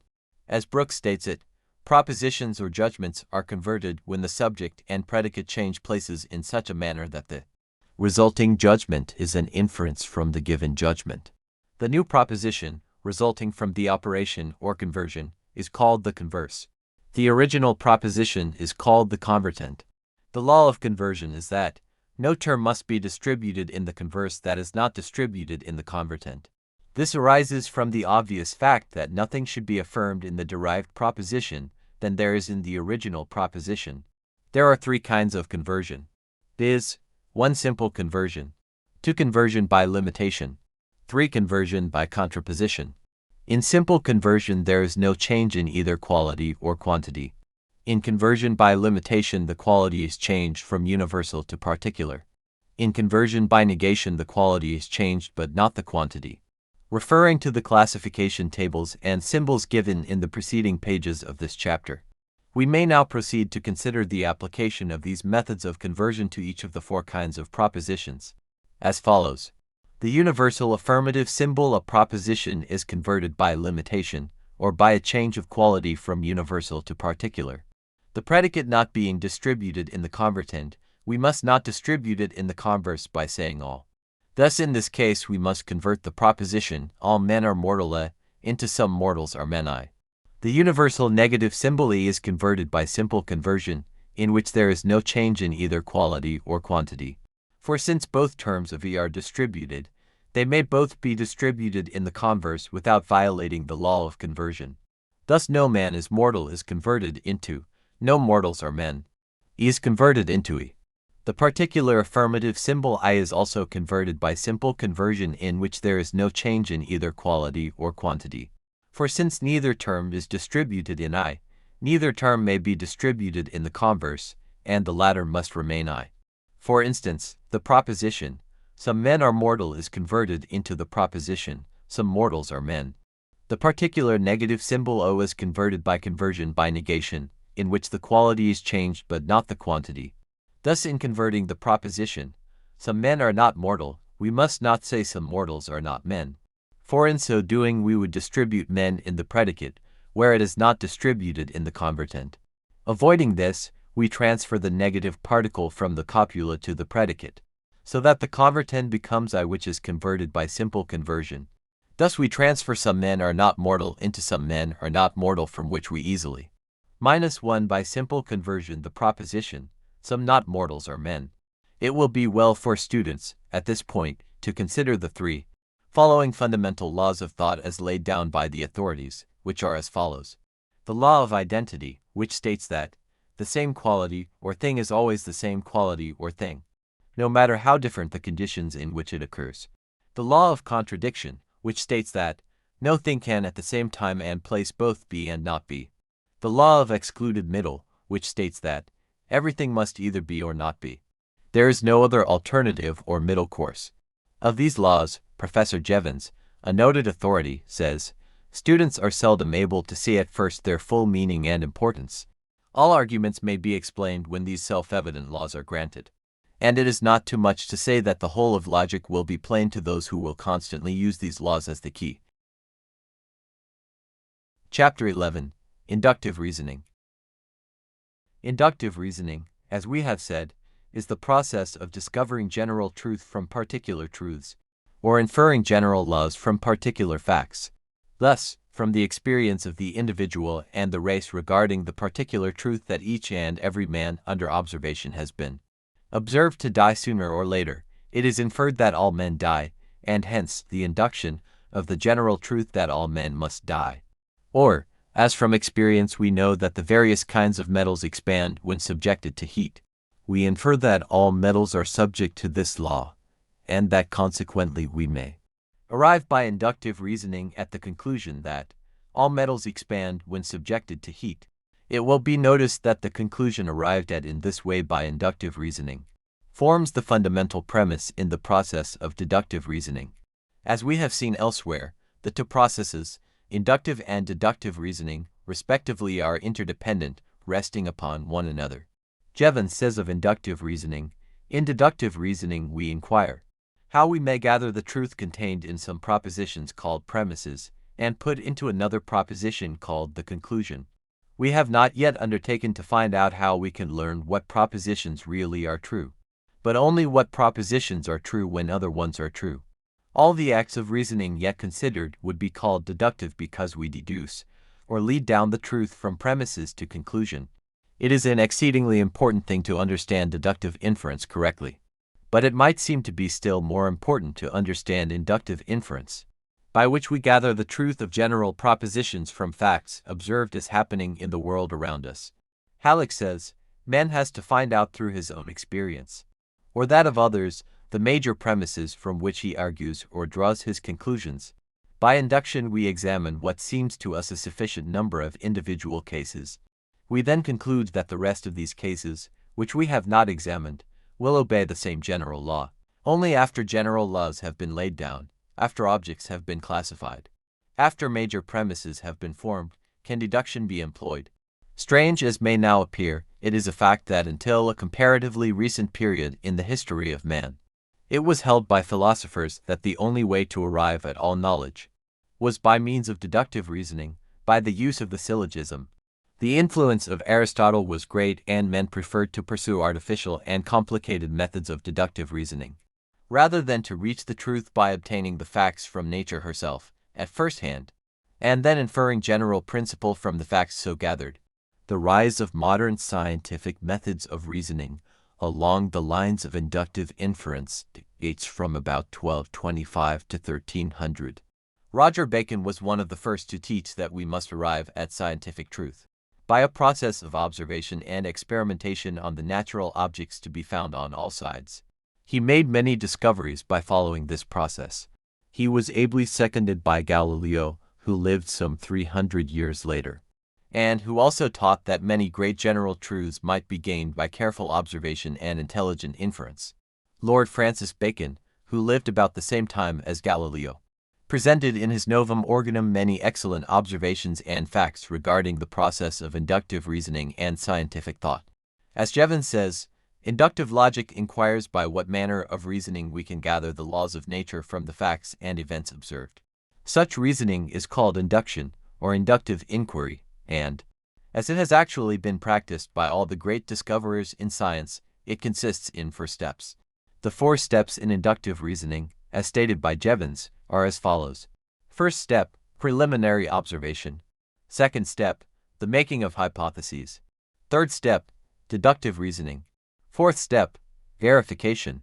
It will be seen that the process of inductive reasoning is essentially a synthetic process, because it operates in the direction of combining and uniting particular facts or truths into general truths or laws which comprehend, embrace, and include them all. As Brooks says, the particular facts are united by the mind into the general law. The general law embraces the particular facts and binds them together into a unity of principle and thought. Induction is thus a process of thought from the parts to the whole, a synthetic process. It will also be seen that the process of inductive reasoning is essentially an ascending process, because it ascends from particular facts to general laws, particular truths to universal truths, from the lower to the higher, the narrower to the broader, the smaller to the greater. Brooks says of inductive reasoning, the relation of induction to deduction will be clearly seen. Induction and deduction are the converse, the opposites of each other. Deduction derives a particular truth from a general truth. Induction derives a general truth from particular truths. This antithesis appears in every particular. Deduction goes from generals to particulars. Induction goes from particulars to generals. Deduction is an analytic process. Induction is a synthetic process. Deduction is a descending process. It goes from the higher truth to the lower truth. Induction is an ascending process. It goes from the lower truth to the higher. They differ also in that deduction may be applied to necessary truths, while induction is mainly restricted to contingent truths. Hyslop says, there have been several ways of defining this process. It has been usual to contrast it with deduction. Now, deduction is often said to be reasoning from general to particular truths, from the containing to the contained truth, or from cause to effect. Induction, therefore, by contrast is defined as reasoning from the particular to the general, from the contained to the containing, or from effect to cause. Sometimes induction is said to be reasoning from the known to the unknown. This would make deduction, by contrast, reasoning from the unknown to the known, which is absurd. The former ways of representing it are much the better, but there is still a better way of comparing them. Deduction is reasoning in which the conclusion is contained in the premises. This is a ground for its certitude, and we commit a fallacy whenever we go beyond the premises, as shown by the laws of the distribution of terms. In contrast with this, then, we may call inductive reasoning the process by which we go beyond the premises in the conclusion. The process here is to start from given facts and to infer some other probable facts more general or connected with them. In this we see the process of going beyond the premises. There are, of course, certain conditions which regulate the legitimacy of the procedure, just as there are conditions determining deduction. They are that the conclusion shall represent the same general kind as the premises, with a possibility of accidental differences. But it goes beyond the premises in so far as known facts are concerned. The following example may give you a clear idea of the processes of inductive reasoning. First step, preliminary observation. Example, we notice that all the particular magnets which have come under our observation attract iron. Our mental record of the phenomena may be stated as a B, C, D, E, F, G, etc. and also X, Y, and Z, all of which are magnets, in all observed instances, and at all observed times, attract iron. Second step, the making of hypotheses. Example, upon the basis of the observations and experiments, as above stated, and applying the axiom of inductive reasoning, that what is true of the many is true of the whole, we feel justified in forming a hypothesis or inference of a general law or truth, applying the facts of the particulars to the general, whole, or universal. Thus, all magnets attract iron. Third step, deductive reasoning. Example, picking up a magnet regarding which we have had no experience, and upon which we have made no experiments. We reason by the syllogism as follows. 1. All magnets attract iron. 2. This thing is a magnet. Therefore 3. This thing will attract iron. In this we apply the axiom of deductive reasoning. Whatever is true of the whole is true of the parts. Fourth step, verification. Example, we then proceed to test the hypothesis upon the particular magnet, so as to ascertain whether or not it agrees with the particular facts. If the magnet does not attract iron, we know that either our hypothesis is wrong and that some magnets do not attract iron, or else that our judgment regarding that particular thing being a magnet is at fault and that it is not a magnet. In either case, further examination, observation, and experiment is necessary. In case the particular magnet does attract iron, we feel that we have verified our hypothesis and our judgment. Chapter 12. Reasoning by Induction. The term induction, in its logical usage, is defined as follows: A. The process of investigating and collecting facts, and B. The deducing of an inference from these facts. Also C. Sometimes loosely used in the sense of an inference from observed facts. Mill says, induction, then, is that operation of the mind, by which we infer that what we know to be true in a particular case or cases will be true in all cases which resemble the former in certain assignable respects. In other words, induction is the process by which we conclude that what is true of certain individuals of a class is true of the whole class, or that what is true at certain times will be true in similar circumstances at all times. The basis of induction is the axiom that what is true of the many is true of the whole. Esser, a well-known authority, states this axiom in rather more complicated form, as follows: that which belongs or does not belong to many things of the same kind belongs or does not belong to all things of the same kind. This basic axiom of induction rests upon the conviction that nature's laws and manifestations are regular, orderly, and uniform. If we assume that nature does not manifest these qualities, then the axiom must fall, and all inductive reason must be fallacious. As Brooks well says, induction has been compared to a ladder upon which we ascend from facts to laws. This ladder cannot stand unless it has something to rest upon, and this something is our faith in the constancy of nature's laws. Some authorities have held that this perception of the uniformity of nature's laws is in the nature of an intuitive truth, or an inherent law of our intelligence.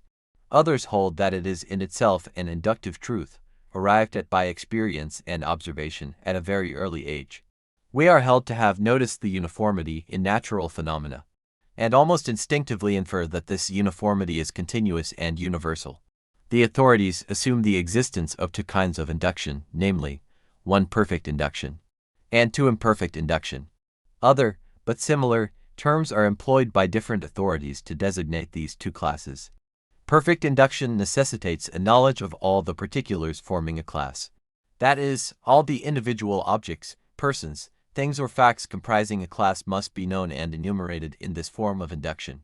For instance, if we knew positively all of Brown's children, and that their names were John, Peter, Mark, Luke, Charles, William, Mary, and Susan, respectively, and that each and every one of them were freckled and had red hair, then, in that case, instead of simply generalizing and stating that John, Peter, Mark, Luke, Charles, William, Mary, and Susan, who are all of Brown's children, are freckled and have red hair, we would save words and state the inductive conclusion: all Brown's children are freckled and have red hair.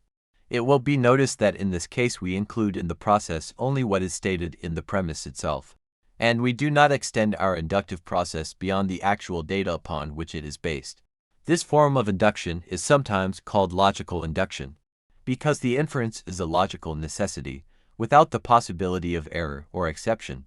By some authorities it is held not to be induction at all, in the strict sense, but little more than a simplified form of enumeration.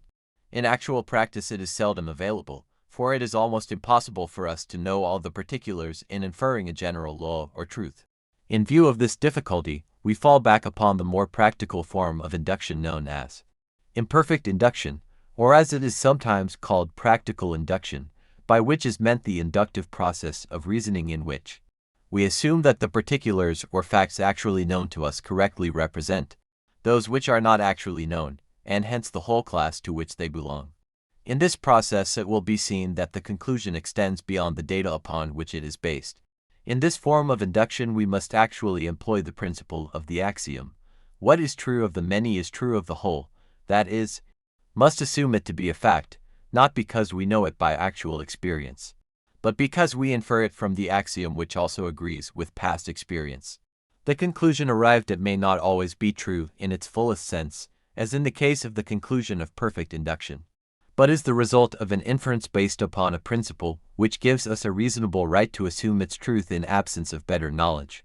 In considering the actual steps in the process of inductive reasoning, we can do no better than to follow the classification of Jevons, mentioned in the preceding chapter, the same being simple and readily comprehended, and therefore preferable in this case to the more technical classification favored by some other authorities. Let us now consider these 4 steps. First step, preliminary observation. It follows that without the experience of oneself or of others in the direction of observing and remembering particular facts, objects, persons and things, we cannot hope to acquire the preliminary facts for the generalization and inductive inference necessary in inductive reasoning. It is necessary for us to form a variety of clear concepts or ideas of facts, objects, persons and things before we may hope to generalize from these particulars. In the chapters of this book devoted to the consideration of concepts, we may see the fundamental importance of the formation and acquirement of correct concepts. Concepts are the fundamental material for correct reasoning. In order to produce a perfect finished product, we must have perfect materials, and a sufficient quantity of them. The greater the knowledge one possesses of the facts and objects of the outside world, the better able is he to reason therefrom. Concepts are the raw material which must feed the machinery of reasoning, and from which the final product of perfected thought is produced. As Halleck says, there must first be a presentation of materials. Suppose that we wish to form the concept fruit. We must first perceive the different kinds of fruit, cherry, pear, quince, plum, currant, apple, fig, orange, etc. Before we can take the next step, we must be able to form distinct and accurate images of the various kinds of fruit. If the concept is to be absolutely accurate, not one kind of fruit must be overlooked. Practically this is impossible, but many kinds should be examined. Where perception is inaccurate and stinted, the products of thought cannot be trustworthy. No building is firm if reared on insecure foundations. In the process of preliminary observation, we find that there are 2 ways of obtaining a knowledge of the facts and things around us. These 2 ways are as follows. 1. By simple observation, or the perception of the happenings which are manifested without our interference. In this way we perceive the motion of the tides, the movement of the planets, the phenomena of the weather, the passing of animals, etc. 2. By the observation of experiment, or the perception of happenings in which we interfere with things and then observe the result. An experiment is a trial, proof, or test of anything, an act, operation, or process designed to discover some unknown truth, principle, or effect, or to test some received or reputed truth or principle. Hobbes says, to have had many experiments is what we call experience. Jevons says, experimentation is observation with something more, namely, regulation of the things whose behavior is to be observed. The advantages of experiment over mere observation are of 2 kinds. In the first place, we shall generally know much more certainly and accurately with what we are dealing when we make experiments than when we simply observe natural events. It is a further advantage of artificial experiments that they enable us to discover entirely new substances and to learn their properties. It would be a mistake to suppose that the making of an experiment is inductive reasoning and gives us without further trouble the laws of nature. Experiments only give us the facts upon which we may afterward reason. Experiments then merely give facts, and it is only by careful reasoning that we can learn when the same facts will be observed again. The general rule is that the same causes will produce the same effects. Whatever happens in one case will happen in all like cases, provided that they are really like, and not merely apparently so. When we have by repeated experiments tried the effect which all the surrounding things might have on the result, We can then reason with much confidence as to similar results in similar circumstances, in order that we may, from our observations and experiments, learn the law of nature and become able to foresee the future. We must perform the process of generalization. To generalize is to draw a general law from particular cases, and to infer that what we see to be true of a few things is true of the whole genus or class to which these things belong. It requires much judgment and skill to generalize correctly, because everything depends upon the number and character of the instances about which we reason. Having seen that the first step in inductive reasoning is preliminary observation, let us now consider the next steps in which we may see what we do with the facts and ideas which we have acquired by this observation and experiment. Chapter 13. Theory and Hypotheses. Following Jevons' classification, we find that the second step in inductive reasoning is that called the making of hypotheses. A hypothesis is a supposition, proposition, or principle assumed or taken for granted in order to draw a conclusion or inference in proof of the point or question. A proposition assumed or taken for granted, though not proved, for the purpose of deducing proof of a point in question. It will be seen that a hypothesis is merely held to be possibly or probably true, and not certainly true. It is in the nature of a working assumption, whose truth must be tested by observed facts. The assumption may apply either to the cause of things, or to the laws which govern things. Akin to a hypothesis, and by many people confused in meaning with the latter, is what is called a theory. A theory is a verified hypothesis, a hypothesis which has been established as, apparently, the true one. An authority says theory is a stronger word than hypothesis. A theory is founded on principles which have been established on independent evidence. A hypothesis merely assumes the operation of a cause which would account for the phenomena, but has not evidence that such cause was actually at work. Metaphysically, a theory is nothing but a hypothesis supported by a large amount of probable evidence. Brooks says, when a hypothesis is shown to explain all the facts that are known, these facts being varied and extensive, it is said to be verified, and becomes a theory. Thus we have the theory of universal gravitation, the Copernican theory of the solar system, the undulatory theory of light, etc., all of which were originally mere hypotheses. This is the manner in which the term is usually employed in the inductive philosophy, though it must be admitted that it is not always used in this strict sense. Discarded hypotheses are often referred to as theories, and that which is actually a theory is sometimes called a hypothesis. The steps by which we build up a hypothesis are numerous and varied. In the first place, we may erect a hypothesis by the methods of what we have described as perfect induction, or logical induction. In this case, we proceed by simple generalization or simple enumeration. The example of the freckled, red-haired children of Brown, mentioned in a previous chapter, explains this method. It requires the examination and knowledge of every object or fact of which the statement or hypothesis is made. Hamilton states that it is the only induction which is absolutely necessitated by the laws of thought. It does not extend further than the plane of experience. It is akin to mathematical reasoning. Far more important is the process by which hypotheses are erected by means of inferences from imperfect induction, by which we reason from the known to the unknown, transcending experience, and making true inductive inferences from the axiom of inductive reasoning. This process involves the subject of causes. Jevons says, the cause of an event is that antecedent, or set of antecedents, from which the event always follows. People often make much difficulty about understanding what the cause of an event means, but it really means nothing beyond the things that must exist before in order that the event shall happen afterward. Causes are often obscure and difficult to determine. The following 5 difficulties are likely to arise. 1. The cause may be out of our experience, and is therefore not to be understood. Causes often act conjointly, so that it is difficult to discover the one predominant cause by reason of its associated causes. 3. Often the presence of a counteracting or modifying cause may confuse us. 4. Often a certain effect may be caused by either of several possible causes. v. That which appears as a cause of a certain effect may be but a co-effect of an original cause. Mill formulated several tests for ascertaining the causal agency in particular cases, in view of the above stated difficulties. These tests are as follows. 1. The method of agreement. to the method of difference, 3. the method of residues, and for the method of concomitant variations. The following definitions of these various tests are given by Atwater as follows. Method of agreement, if, whenever a given object or agency is present without counteracting forces, a given effect is produced, there is a strong evidence that the object or agency is the cause of the effect. Method of difference, if, when the supposed cause is present the effect is present, and, when the supposed cause is absent the effect is wanting, there being in neither case any other agents present to affect the result. We may reasonably infer that the supposed cause is the real one. Method of residue, when in any phenomena we find a result remaining.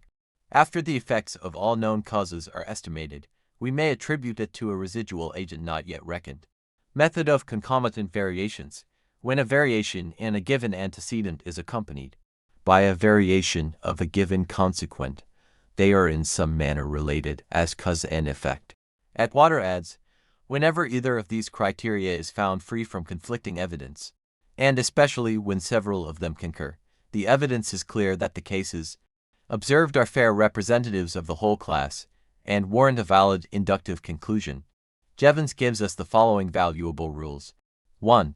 Whenever we can alter the quantity of the things experimented on, we can apply a rule for discovering which are causes and which are effects, as follows.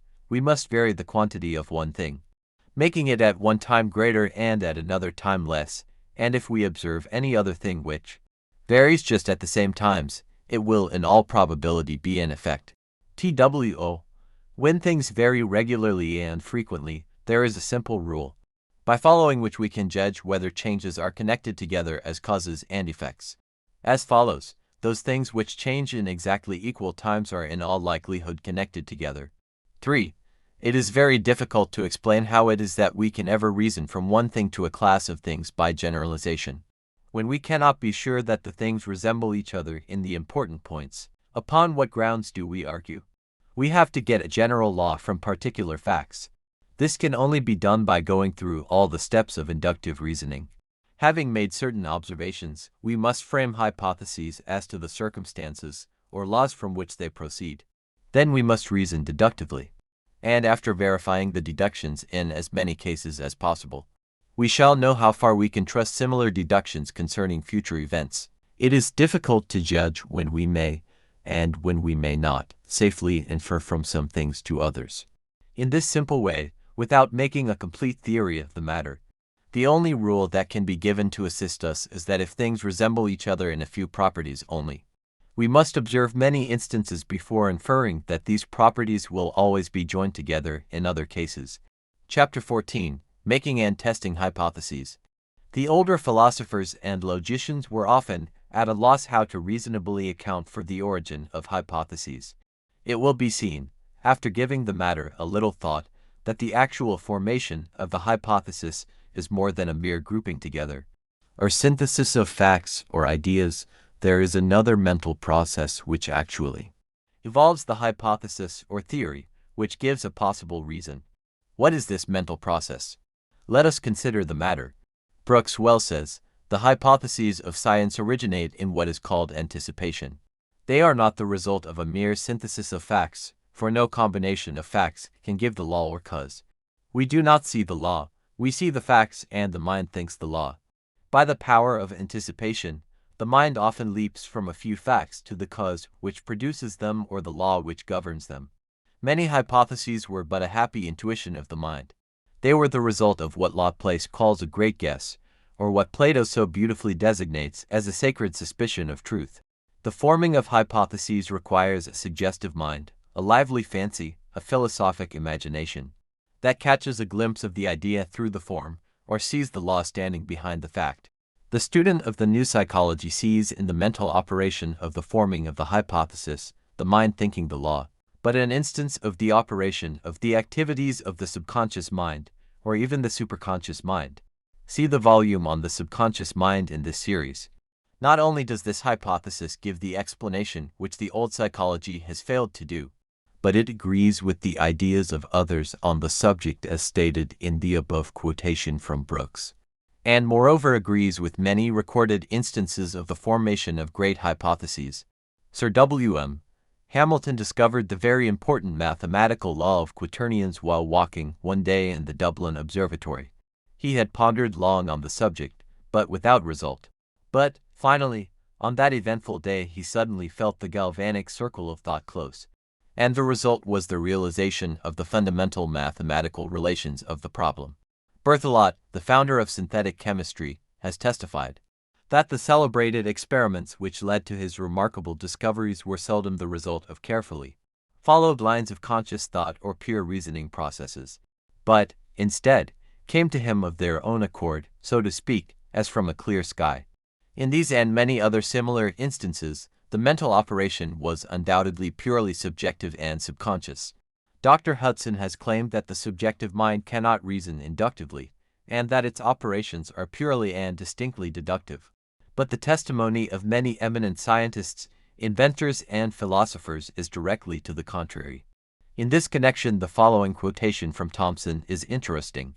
The system of anatomy which has immortalized the name of Oken is the consequence of a flash of anticipation which glanced through his mind, when he picked up in a chance walk the skull of a deer, bleached and disintegrated by the weather, and exclaimed after a glance, "It is part of our vertebral column," when Newton saw the apple fall. The anticipatory question flashed through his mind, why do not the heavenly bodies fall like this apple? In neither case had accident any important share. Newton and Oken were prepared by the deepest previous study to seize upon the unimportant fact offered to them, and to show how important it might become. And if the apple and the deer skull had been wanting, some other falling body, or some other skull, would have touched the string so ready to vibrate. But in each case there was a great step of anticipation. Oken thought he saw a type of the whole skeleton in a single vertebra, while Newton conceived at once that the whole universe was full of bodies tending to fall. The discovery of Goethe, which did for the vegetable kingdom what Oken did for the animal, that the parts of a plant are to be regarded as metamorphosed leaves, is an apparent exception to the necessity of discipline for invention, since it was the discovery of a poet in a region to which he seemed to have paid no especial or laborious attention. But Goethe was himself most anxious to rest the basis of this discovery upon his observation rather than his imagination, and doubtless with good reason. As with other great discoveries, hints had been given already, though not pursued, both of Goethe's and Oken's principles. Goethe left his to be followed up by others, and but for his great fame, perhaps his name would never have been connected with it. Oken had amassed all the materials necessary for the establishment of his theory. He was able at once to discover and conquer the new territory. It must not be supposed, however, that all hypotheses flashing into the field of consciousness from the subconsciousness are necessarily true or correct. On the contrary, many of them are incorrect, or at least only partially correct. The subconsciousness is not infallible or omniscient, it merely produces results according to the material furnished it. But even these faulty hypotheses are often of value in the later formation of a correct one. As Howell says, to try wrong guesses is with most persons the only way to hit upon right ones. Kepler is said to have erected at least 20 hypotheses regarding the shape of the Earth's orbit before he finally evolved the correct one.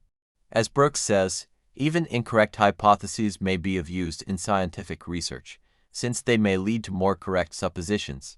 The supposition of the circular motions of the heavenly bodies around the Earth as a center, which lead to the conception of epicycles, etc., and at last to the true theory, is an illustration of this. So the theory of phlogiston in chemistry made many facts intelligible before the true one of oxidation superseded it. And so, as Thomson says, with the theory that nature abhors, a vacuum which served to bring together so many cognate facts not previously considered as related. Even an incorrect conception of this kind has its place in science, so long as it is applicable to the facts. When facts occur which it cannot explain, we either correct it or replace it with a new one. The pathway of science, someone remarks, is strewn with the remains of discarded hypotheses. Halleck says regarding the danger of hasty inference, men must constantly employ imperfect induction in order to advance. But great dangers attend inductive inferences made from too narrow experience. A child has experience with 1 or 2 dogs at his home. Because of their gentleness, he argues that all dogs are gentle. He does not, perhaps, find out the contrary until he has been severely bitten. His induction was too hasty. He had not tested a sufficiently large number of dogs to form such a conclusion. From one or two experiences with a large crop in a certain latitude, a farmer may argue that the crop will generally be profitable, whereas it may not again prove so for years. A man may have trusted a number of people and found them honest. He concludes that people as a rule are honest, trusts a certain dishonest man, and is ruined. The older people grow, the more cautious they generally become in forming inductive conclusions. Many instances are noted and compared, but even the wisest sometimes make mistakes. It once was a generally accepted fact that all swans were white. Nobody had ever seen a dark swan, and the inference that all swans were white was regarded as certainly true. Black swans were, however, found in Australia. Brooks says regarding the probability of hypotheses, the probability of a hypothesis is in proportion to the number of facts and phenomena it will explain.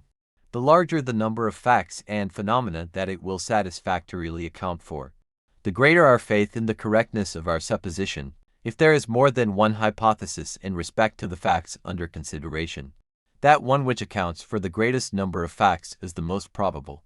In order to verify a hypothesis, it must be shown that it will account for all the facts and phenomena. If these facts are numerous and varied, and the subject is so thoroughly investigated that it is quite certain that no important class of facts has been overlooked, the supposition is regarded as true, and the hypothesis is said to be verified. Thus the hypothesis of the daily rotation of the Earth on its axis to account for the succession of day and night is accepted as absolutely true. This is the view taken by Dr. Whewell and many other thinkers in respect to the verification of a hypothesis. Some writers, however, as Mill and his school, maintain that in order to verify a hypothesis, we must show not only that it explains all the facts and phenomena, but that there is no other possible hypothesis which will account for them. The former view of verification is regarded as the correct one. By the latter view, it is evident that a hypothesis could never be verified. Jevons says, in the fourth step verification, we proceed to compare these deductions with the facts already collected, or when necessary and practicable, we make new observations and plan new experiments, so as to find out whether the hypothesis agrees with nature. If we meet with several distinct disagreements between our deductions and our observations, it will become likely that the hypothesis is wrong, and we must then invent a new one. In order to produce agreement, it will sometimes be enough to change the hypothesis in a small degree. When we get hold of a hypothesis which seems to give results agreeing with a few facts, we must not at once assume that it is certainly correct. We must go on making other deductions from it under various circumstances, and, whenever it is possible, we ought to verify these results, that is, compare them with facts observed through the senses.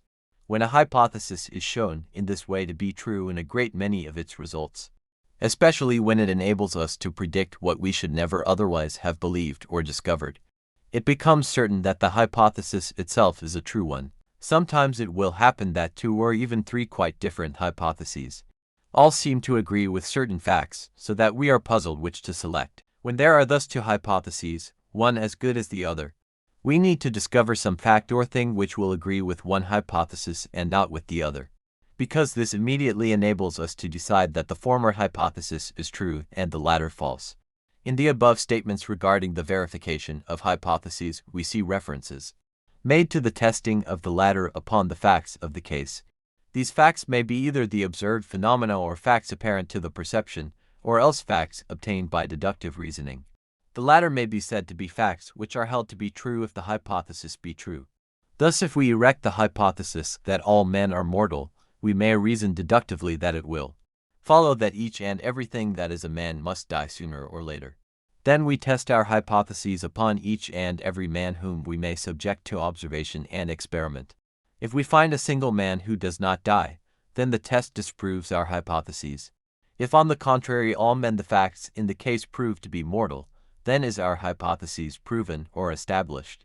The deductive reasoning in this case is as follows: if so and so is true regarding such and such a class, and if this particular thing belongs to that class, then it will follow that so and so is true regarding this particular thing. This argument is expressed in what is called a hypothetical proposition, see Chapter 9, the consideration of which forms a part of the general subject of deductive reasoning. Therefore, as Jevons has said, deductive reasoning is the third step in inductive reasoning, and precedes verification, which we have already considered. Halleck says, after induction has classified certain phenomena and thus given us a major premise, we may proceed deductively to apply the inference to any new specimen that can be shown to belong to that class. Induction hands over to deduction a ready-made major premise. Deduction takes that as a fact, making no inquiry about its truth. Only after general laws have been laid down, after objects have been classified, after major premises have been formed, can deduction be employed. In view of the above facts, we shall now proceed to a consideration of that great class of reasoning known under the term deductive reasoning. Chapter 15. Deductive Reasoning. We have seen that there are two great classes of reasoning, known respectively as one inductive reasoning, or the discovery of general truth from particular truths, and two deductive reasoning, or the discovery of particular truths from general truths. As we have said, deductive reasoning is the process of discovering particular truths from a general truth. Thus, from the general truth embodied in the proposition, all horses are animals, when it is considered in connection with the secondary proposition that Dobbin is a horse, we are able to deduce the particular truth that Dobbin is an animal. Or, in the following case, we deduce a particular truth from a general truth, as follows: all mushrooms are good to eat. This fungus is a mushroom. Therefore, this fungus is good to eat. A deductive argument is expressed in a deductive syllogism. Jevons says regarding the last stated illustration, here are three sentences which state three different facts. But when we know the two first facts, we learn or gather the third fact from the other two. When we thus learn one fact from other facts, we infer or reason, and we do this in the mind.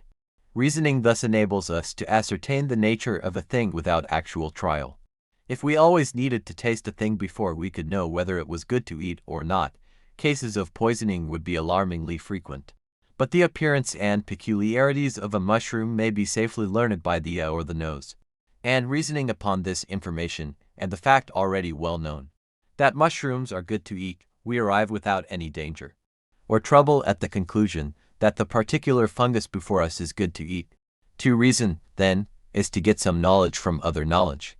The student will recognize that deductive reasoning is essentially an analytic process, because it operates in the direction of analyzing a universal or general truth into its particulars, into the particular parts which are included within it, and asserting of them that what is true of the general is true of the particular. Thus, in the general truth that all men are mortal, we see included the particular truth that John Smith is mortal, John Smith having been discovered to be a man. We deduce the particular truth about John Smith from the general truth about all men. We analyze all men and find John Smith to be one of its particular parts. Therefore, deduction is an inference from the whole to its parts. That is, an analytic process. The student will also recognize that deductive reasoning is essentially a descending process, because it operates in the direction of a descent from the universal to the particular, from the higher to the lower, from the broader to the narrower. As Brooks says, deduction descends from higher truths to lower truths, from laws to facts, from causes to phenomena, etc. Given the law, we can by deduction descend to the facts that fall under the law, even if we have never before seen the facts, and so from the cause we may pass down to observed and even unknown phenomena. The general truths which are used as the basis of deductive reasoning are discovered in several ways. The majority arise from inductive reasoning, based upon experience, observation, and experiment. For instance, in the examples given above, we could not truthfully assert our belief that all horses are animals unless we had previously studied both the horse and animals in general. Nor without this study could we state that Dobbin is a horse. Nor could we, without previous study, experience, and experiment truthfully assert that all mushrooms are good to eat, or that this fungus is a mushroom, and that, therefore, this fungus is good to eat. Even as it is, we must be sure that the fungus really is a mushroom, else we run a risk of poisoning ourselves. General truths of this kind are not intuitive, by any means, but are based upon our own experience or the experience of others. There is a class of general truths which are called intuitive by some authorities. Halleck says of these, some psychologists claim that we have knowledge obtained neither through induction nor deduction. that we recognize certain truths the moment we perceive certain objects, without any process of inference.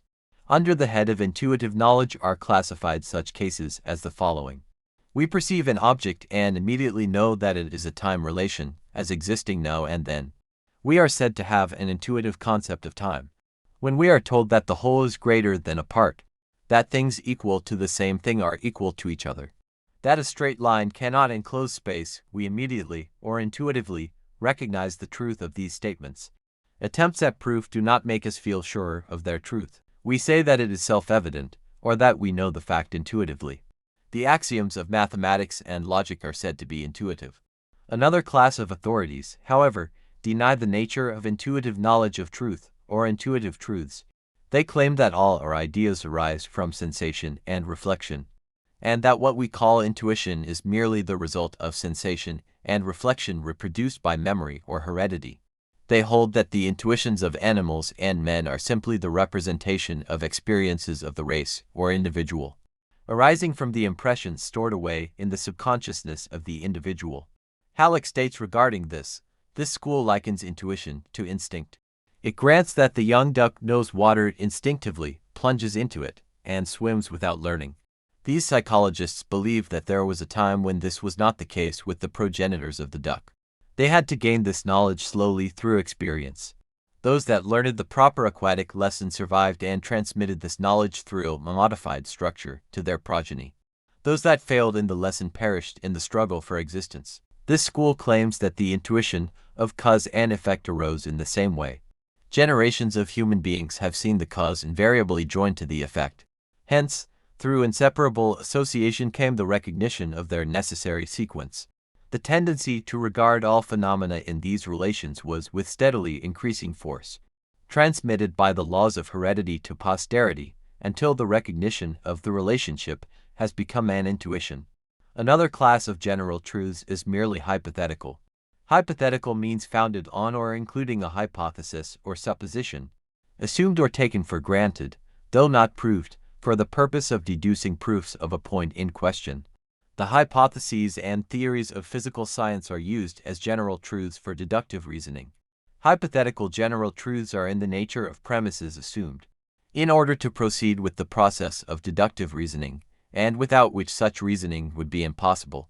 They are, however, as a rule not mere assumptions, but are rather in the nature of assumptions, rendered plausible by experience, experiment, and inductive reasoning.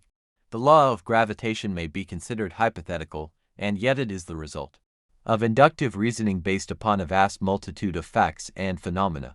The primary basis of deductive reasoning may be said to rest upon the logical axiom which has come down to us from the ancients, and which is stated as follows: whatever is true of the whole is true of its parts. Or, as later authorities have expressed it, whatever is true of the general is true of the particular. This axiom is the basis upon which we build our deductive reasoning. It furnishes us with the validity of the deductive inference or argument.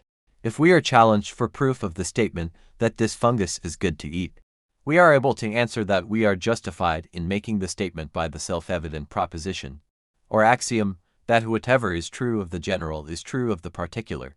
If the general mushroom is good to eat, then the particular, this fungus being a mushroom, must also be good to eat.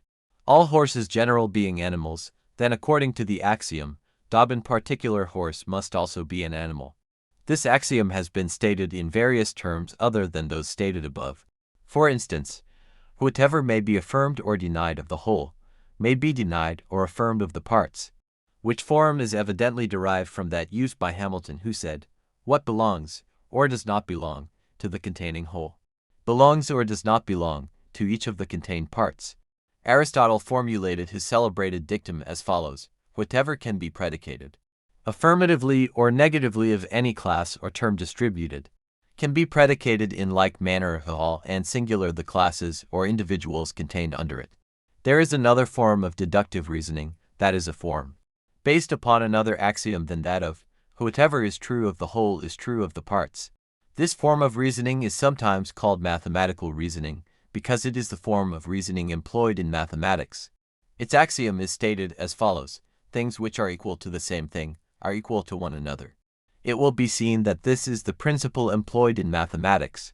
Thus, x equals y, and y equals 5, therefore, x equals 5. Or stated in logical terms, equals b. b equals c, therefore, equals c.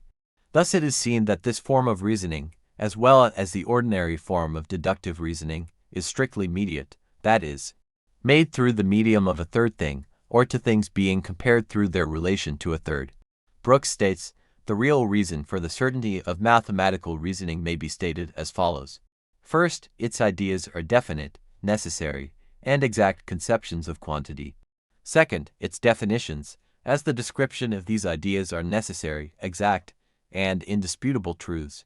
Third, the axioms from which we derive conclusions by comparison are all self-evident and necessary truths. Comparing these exact ideas by the necessary laws of inference, the result must be absolutely true.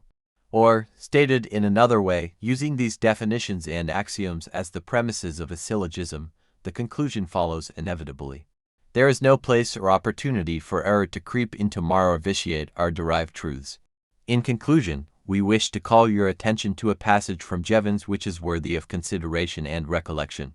Jevons says, there is a simple rule which will enable us to test the truth of a great many arguments, even of many which do not come under any of the rules commonly given in books on logic. This rule is that whatever is true of one term is true of any term which is stated to be the same in meaning as that term. In other words, we may always substitute one term for another if we know that they refer to exactly the same thing. There is no doubt that a horse is some animal, and therefore the head of a horse is the head of some animal. This argument cannot be brought under the rules of the syllogism because it contains four distinct logical terms into propositions, namely horse, some animal, head of horse, head of some animal.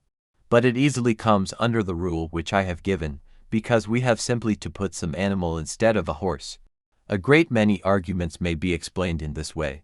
Gold is a metal, therefore a piece of gold is a piece of metal. A Negro is a fellow creature. Therefore, he who strikes a Negro strikes a fellow creature. The same eminent authority says, when we examine carefully enough the way in which we reason, it will be found in every case to consist in putting one thing or term in place of another, to which we know it to have an exact resemblance in some respect. We use the likeness as a kind of bridge, which leads us from a knowledge of one thing to a knowledge of another. Thus the true principle of reasoning may be called the substitution of similars, or the passing from like to like. We infer the character of one thing from the character of something which acts as a go-between, or third term. When we are certain there is an exact likeness, our inference is certain. When we only believe that there probably is, or guess that there is, then our inferences are only probable, not certain. Chapter 16. The Syllogism. The third and highest phase or step in reasoning, the step which follows after those styled conception and judgment, is generally known by the general term reasoning, which term, however, is used to include the two preceding steps as well as the final step itself. This step or process consists of the comparing of two objects, persons or things, through their relation to a third object, person or thing. As, for instance, we reason A that all mammals are animals, B that a horse is a mammal, and C that, therefore, a horse is an animal. The most fundamental principle of this step or reasoning consists in the comparing of two objects of thought through and by means of their relation to a third object. The natural form of expression of this process of reasoning is called a syllogism. The process of reasoning which gives rise to the expression of the argument in the form of a syllogism must be understood if one wishes to form a clear conception of the syllogism. The process itself is very simple when plainly stated, although the beginner is sometimes puzzled by the complicated definitions and statements of the authorities. Let us suppose that we have three objects, A, B and C, respectively. We wish to compare C and B, but fail to establish a relation between them at first. We, however, are able to establish a relation between A and B, and between C and A we thus have the two propositions 1 equals B, and to C equals A. The next step is that of inferring that, if A equals B and C equals A, then it must follow, logically, that C equals B. This process is that of indirect or mediate comparison, rather than immediate. C and B are not compared directly or immediately, but indirectly and through the medium of A. A is thus said to mediate between B and C. This process of reasoning embraces three ideas or objects of thought in their expression of propositions. It comprises the fundamental or elemental form of reasoning. As Brooks says, the simplest movement of the reasoning process is the comparing of two objects through their relation to a third. The result of this process is an argument expressed in what is called a syllogism. Whately says that a syllogism is an argument expressed in strict logical form, so that its conclusiveness is manifest from the structure of the expression alone, without any regard to the meaning of the terms. Brooks says, all reasoning can be and naturally is expressed in the form of the syllogism. It applies to both inductive and deductive reasoning, and is the form in which these processes are presented. Its importance as an instrument of thought requires that it receive special notice. In order that the nature and use of the syllogism may be clearly understood, we can do no better than to at once present for your consideration the well-known rules of the syllogism, an understanding of which carries with it a perfect comprehension of the syllogism itself. The rules of the syllogism state that in order for a syllogism to be a perfect syllogism, it is necessary 1. That there should be three, and no more than three, propositions. These three propositions are 1. The conclusion, or thing to be proved, and 3. The premises, or the means of proving the conclusion, and which are called the major premise and minor premise, respectively. We may understand this more clearly if we will examine the following example. Major premise: man is mortal, or is B. Minor premise: Socrates is a man, or C is a, therefore. Conclusion: Socrates is mortal, or C is B. It will be seen that the above syllogism, whether expressed in words or symbols, is logically valid because the conclusion must logically follow the premises. And, in this case, the premises being true, it must follow that the conclusion is true. Whately says, a syllogism is said to be valid when the conclusion logically follows from the premises. If the conclusion does not so follow, the syllogism is invalid and constitutes a fallacy if the error deceives the reasoner himself. But if it is advanced with the idea of deceiving others, it constitutes a sophism. The reason for rule I is that only three propositions, a major premise, a minor premise, and a conclusion, are needed to form a syllogism. If we have more than three propositions, then we must have more than two premises from which to draw one conclusion. The presence of more than two premises would result in the formation of two or more syllogisms, or else in the failure to form a syllogism. TWO, that there should be three and no more than three terms. These terms are 1. The predicate of the conclusion, 2. The subject of the conclusion, and 3. The middle term which must occur in both premises, being the connecting link in bringing the two other terms together in the conclusion. The predicate of the conclusion is called the major term, because it is the greatest in extension compared with its fellow terms. The subject of the conclusion is called the minor term because it is the smallest in extension compared with its fellow terms. The major and minor terms are called the extremes. The middle term operates between the two extremes. The major term and the middle term must appear in the major premise. The minor term and the middle term must appear in the minor premise. The minor term and the major term must appear in the conclusion. Thus we see that the major term must be the predicate of the conclusion, the minor term the subject of the conclusion. The middle term may be the subject or predicate of either of the premises, but must always be found once in both premises. The following example will show this arrangement more clearly. In the syllogism, man is mortal. Socrates is a man, therefore Socrates is mortal. We have the following arrangement: mortal, the major term; Socrates, the minor term; and man, the middle term, as follows. Major premise: man middle term is mortal major term. Minor premise: Socrates minor term is a man major term. Conclusion: Socrates minor term is mortal major term. The reason for the rule that there shall be only three terms is that reasoning consists in comparing two terms with each other through the medium of a third term. There must be three terms. If there are more than three terms, we form two syllogisms instead of one. 3. That one premise, at least, must be affirmative. This because from two negative propositions nothing can be inferred. A negative proposition asserts that two things differ.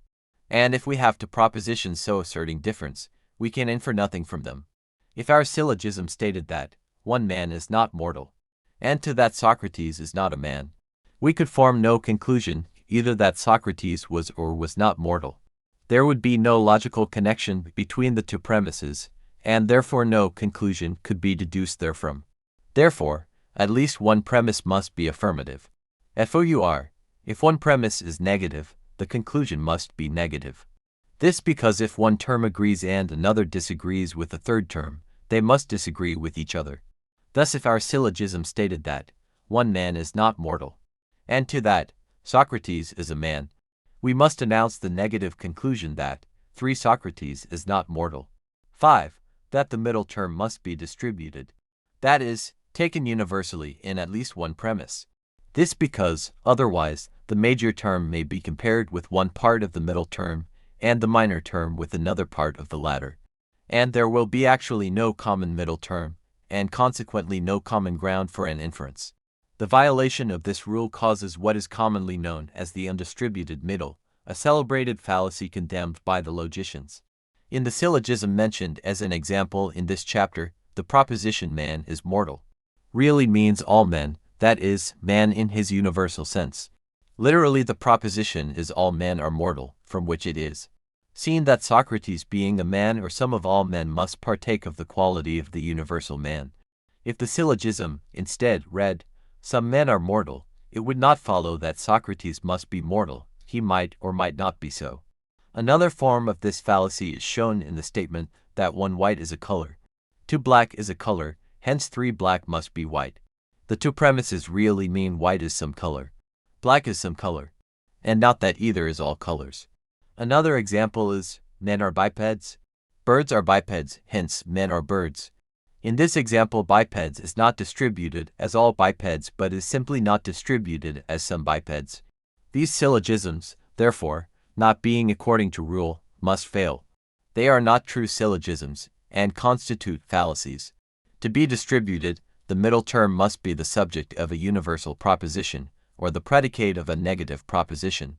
To be undistributed, it must be the subject of a particular proposition, or the predicate of an affirmative proposition. See chapter on propositions. Six. That an extreme, if undistributed in a premise, may not be distributed in the conclusion. This because it would be illogical and unreasonable to assert more in the conclusion than we find in the premises. It would be most illogical to argue that 1 all horses are animals, 2 no man is a horse, therefore 3 no man is an animal. The conclusion would be invalid, because the term animal is distributed in the conclusion, being the predicate of a negative proposition, while it is not distributed in the premise being the predicate of an affirmative proposition. As we have said before, any syllogism which violates any of the above 6 syllogisms is invalid and a fallacy. There are 2 additional rules which may be called derivative. Any syllogism which violates either of these 2 derivative rules also violates one or more of the first 6 rules as given above in detail. The 2 derivative rules of the syllogism are as follows. 7. That one premise at least must be universal. This because from 2 particular premises no conclusion can be drawn. 8.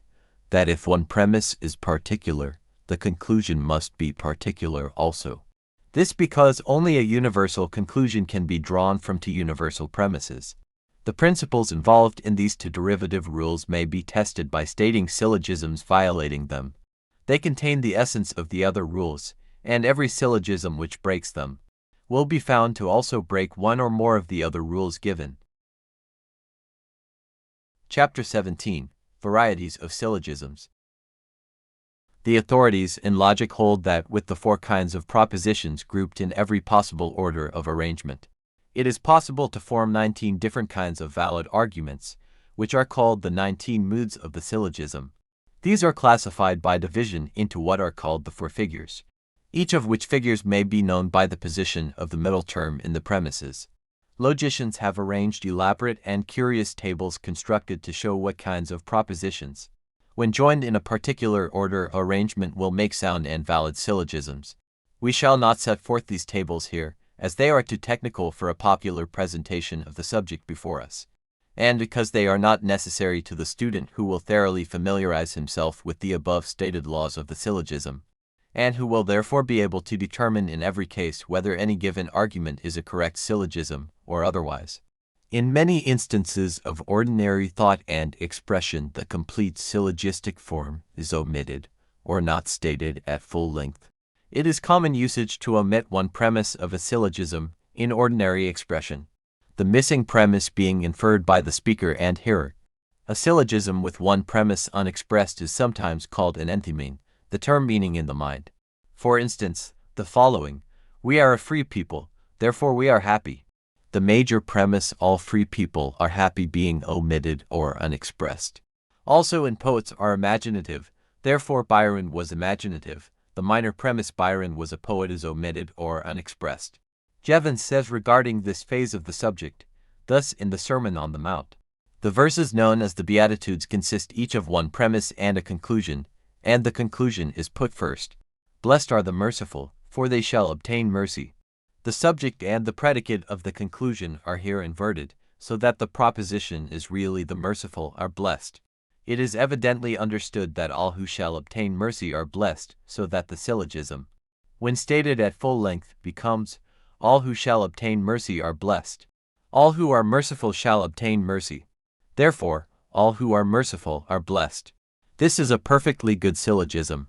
Whenever we find any of the words because, for, therefore, since, or similar terms, we may know that there is an argument, and usually a syllogism. We have seen that there are three special kinds of propositions, namely, 1. Categorical propositions, or propositions in which the affirmation or denial is made without reservation or qualification. 2. Hypothetical propositions, in which the affirmation or denial is made to depend upon certain conditions, circumstances, or suppositions. And 3. Disjunctive propositions, in which is implied or asserted an alternative. The forms of reasoning based upon these three several classes of propositions bear the same names as the latter, and, accordingly, the respective syllogisms expressing these forms of reasoning also bear the class name or term. Thus, a categorical syllogism is one containing only categorical propositions. A hypothetical syllogism is one containing one or more hypothetical propositions. A disjunctive syllogism is one containing a disjunctive proposition in the major premise. Categorical syllogisms, which are far more common than the other two kinds, have been considered in the previous chapter, and the majority of the examples of syllogisms given in this book are of this kind. In a categorical syllogism, the statement or denial is made positively, and without reservation or qualification, and the reasoning thereupon partakes of the same positive character. In propositions or syllogisms of this kind, it is asserted or assumed that the premise is true and correct, and, if the reasoning be logically correct, it must follow that the conclusion is correct, and the new proposition springing therefrom must likewise be categorical in its nature. Hypothetical syllogisms, on the contrary, have as one or more of their premises a hypothetical proposition which affirms or asserts something provided, or if something else be true. Hyslop says of this: "Often we wish first to bring out, if only conditionally, the truth upon which a proposition rests, so as to see if the connection between this conclusion and the major premise be admitted. The whole question will then depend upon the matter of treating the minor premise. This has the advantage of getting the major premise admitted without the formal procedure of proof, and the minor premise is usually more easily proved than the major. Consequently, one is made to see more clearly the force of the argument or reasoning by removing the question of the material truth of the major premise and concentrating attention upon the relation between the conclusion and its conditions, so that we know clearly what we have first to deny if we do not wish to accept it. By joining a hypothetical proposition with an ordinary proposition, we create a hypothetical proposition. For instance, if York contains a cathedral, it is a city. York does contain a cathedral. Therefore, York is a city. Or, if dogs have 4 feet, they are quadrupeds. Dogs do have 4 feet, therefore dogs are quadrupeds. The hypothetical syllogism may be either affirmative or negative. That is, its hypothetical proposition may either hypothetically affirm or hypothetically deny. The part of the premise of a hypothetical syllogism which conditions or questions and which usually contains the little word if is called the antecedent. The major premise is the one usually thus conditioned. The other part of the condition proposition, and which part states what will happen or is true under the conditional circumstances, is called the consequent. Thus, in one of the above examples, if dogs have 4 feet is the antecedent, and the remainder of the proposition, They are quadrupeds is the consequent. The antecedent is indicated by the presence of some conditional term as, if, supposing, granted that, provided that, although, had, were, etc. The general sense and meaning of such terms being that of the little word if. The consequent has no special indicating term. Jevons gives the following clear and simple rules regarding the hypothetical syllogism. 1. If the antecedent be affirmed, the consequent may be affirmed. If the consequent be denied, the antecedent may be denied. TWO. Avoid the fallacy of affirming the consequent, or denying the antecedent. This is a fallacy because of the fact that the conditional statement made in the major premise may not be the only one determining the consequent. The following is an example of affirming the consequent. If it is raining, the sky is overclouded. The sky is overclouded, therefore, it is raining. In truth, the sky may be overclouded, and still it may not be raining. The fallacy is still more apparent when expressed in symbols, as follows: if A is B, C is D. C is D, therefore, A is B. The fallacy of denying the antecedent is shown by the following example: if radium were cheap it would be useful. Radium is not cheap, therefore radium is not useful. Or, expressed in symbols, if A is B, C is D. A is not B, therefore C is not D. In truth, radium may be useful although not cheap. Jevons gives the following examples of these fallacies. If a man is a good teacher, he thoroughly understands his subject. But John Jones thoroughly understands his subject. Therefore, he is a good teacher. Also, if snow is mixed with salt it melts. The snow on the ground is not mixed with salt. Therefore it does not melt. Jevons says, to affirm the consequent and then to infer that we can affirm the antecedent is as bad as breaking the third rule of the syllogism and allowing in a distributed middle term. To deny the antecedent is really to break the fourth rule of the syllogism, and to take a term as distributed in the conclusion which was not so in the premises. Hypothetical syllogisms may usually be easily reduced to or converted into categorical syllogisms. As Jevons says, in reality, hypothetical propositions and syllogisms are not different from those which we have more fully considered. It is all a matter of the convenience of stating the propositions. For instance, instead of saying, if radium were cheap, it would be useful, we may say cheap radium would be useful. Or instead of saying, if glass is thin, it breaks easily, we may say thin glass breaks easily. Hyslop gives the following rule for conversion in such cases. Regard the antecedent of the hypothetical proposition as the subject of the categorical, and the consequent of the hypothetical proposition as the predicate of the categorical. In some cases this change is a very simple one. In others it can be effected only by a circumlocution. The third class of syllogisms, known as the disjunctive syllogism, is the exception to the law which holds that all good syllogisms must fit in and come under the rules of the syllogism, as stated in the preceding chapter. Not only does it refuse to obey these rules, but it fails to resemble the ordinary syllogism in many ways. As Jevons says, it would be a great mistake to suppose that all good logical arguments must obey the rules of the syllogism, which we have been considering. Only those arguments which connect two terms together by means of a middle term, and are therefore syllogisms, need obey these rules. A great many of the arguments which we daily use are of this nature.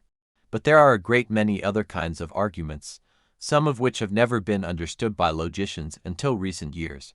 One important kind of argument is known as the disjunctive syllogism.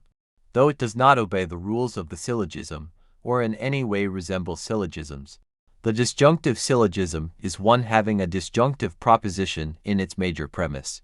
The disjunctive proposition also appears in the conclusion when the disjunction in the major premise happens to contain more than two terms. A disjunctive proposition, we have seen, is one which possesses alternative predicates for the subject in which the conjunction, or sometimes accompanied by either, appears, as for instance, lightning is sheet or forked, or arches are either round or pointed, or angles are either obtuse, or right-angled, or acute. The different things joined together by or are called alternatives, the term indicating that we may choose between the things, and that if one will not answer our purpose we may take the other, or one of the others if there be more than one other. The rule regarding the use of disjunctive syllogisms is that, if one or more alternatives be denied, the rest may still be affirmed. Thus if we say that A is B or C, or that A is either B or C, we may deny the B but still affirm the C. Some authorities also hold that if we affirm one alternative, we must deny the remainder. But this view is vigorously disputed by other authorities.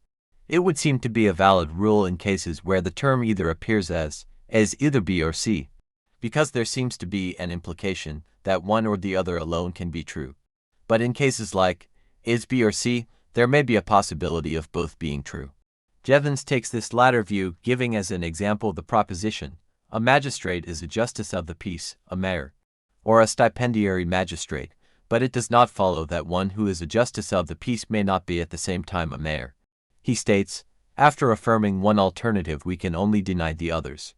If there be such a difference between them that they could not be true at the same time, it would seem that both contentions are at the same time true, the example given by Jevons illustrating his contention, and the proposition the prisoner is either guilty or innocent illustrating the contentions of the other side. A dilemma is a conditional syllogism whose major premise presents some sort of alternative. Whately defines it as a conditional syllogism with two or more antecedents in the major and a disjunctive minor, there being two mutually exclusive propositions in the major premise. The reasoner is compelled to admit one or the other, and is then caught between the two horns of the dilemma. Chapter 18. Reasoning by Analogy. What is called reasoning by analogy is one of the most elementary forms of reasoning, and the one which the majority of us most frequently employ. It is a primitive form of hasty generalization evidencing in the natural expectation that things will happen as they have happened before in like circumstances. The term, as used in logic, has been defined as resemblance of relations. Resemblances of any kind on which an argument falling short of induction may be founded. Brooks says, analogy is that process of thought by which we infer that if two things resemble each other in one or more particulars, they will resemble each other in some other particular. Jevons states the rule for reasoning by analogy as follows: if two or more things resemble each other in many points, they will probably resemble each other also in more points. Others have stated the same principle as follows: when one thing resembles another in known particulars, it will resemble it also in the unknown. And if two things agree in several particulars, they will also agree in other particulars.